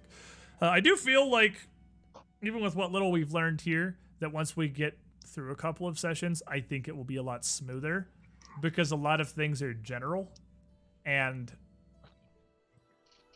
there's not 1,000 random sources of this and that interact with 20 other rules in 25 yeah, different once ways. we learn it, it'll be better. But the getting there is going to be hard, and I'm just going to need to have, like, that DC table on hand, I guess, all the time, because there are not DCs for about 80% of the things you want to do to a monster that isn't walk up and hit it. They just, like, this thing's whole thing is it grabs and makes you bleed, and it has no DC for you escaping the grab and no DC for the bleed. So... I mean, feel like- realistically, the DC would be its strength plus its CR. Not how 2E works. that for the athletics DC, maybe. For the bleed, not at all how 2E works. No, Monsters no, don't for the use bleed, their no, stats. but for the breaking out of it, it would just be the athletics plus the Yeah, I would just assume it's The CR. untrained. It's 10 and it has -3 strength modifier. It gives you modifiers, so it's probably DC 7 to pull it off you. Was what I went with. DC 6 because it's CR -1. That doesn't matter. That's not how this game works. Really? I thought the CR applied. Nope. So. Oh. And then I imagine it's bleed. The DC table only goes down to CR 0 at DC 14. So I guess CR -1's DC 13 for its bleed. Fuck if I know. Like. I want to figure out where I'm supposed to source the DCs for all this stuff that's just not included in the monster that does one thing, stat block for the one thing that it does. Which is, you could always just make it up in the short term. it does seem like it's going to be a lot of just making shit up. I do very much like the ability to quickly look at a monster and be able to assess what it basically does, because their stat blocks are incredibly simple. Like, all I have is Bloodseeker. Its stat block is one, like, quarter of a page. I have its perception, its senses. I have the skills it's trained in, which is just acrobatics and stealth, nothing for anything else. I have its stat modifiers, AC, saves, HP, speed, and attack. That is the whole monster stat block. There's no DC for its bleed. There's no DC for its athletics, which I guess it actually would be 6 because the strength modifier is -4. I guess I would just look at the strength modifier and figure it from there, because if it's not listed, I guess I assume it's just untrained. I definitely need to figure out how to put these numbers together. Irla, Mithrius, thank you for the follow. Because it does not give me all the numbers. It gives me the tools to make the numbers, but I have to, like, Play-Doh my own stat block for a lot of stuff you might want to do to it. But we should go. It's pretty late. I'm gonna eat some cake. Alrighty. This is going to take some magical learnings, but I think it'll also possibly be a lot easier in person with a literal, actual rule book that we can look Yeah, through. we just actually have a paper book. This seems Much- like something you really want to stick sticky tabs in that you can. Yeah, it's really hard to just scroll randomly through a PDF and try to find things. So the physical book I should have had with me. That'll help. In person, I think we can figure it out relatively quickly. I believe in us. But chat, thank you for hanging out. So a bunch of idiots tried to figure out how to play 2nd edition and kind of succeeded. The troll was very much meant to just murder everybody so that we could put these dumbass goblins where they belong, dead in a cave somewhere. I move on to There you go. shenanigans at a later occasion. I'm gonna hop off. Thank you guys All right. for hanging out and doing this stuff. Good night, everyone. I dream we Bye. can figure out the scheduling thing. We'll see. But the rest of you chat, I'll see you guys tomorrow. Good night, everybody.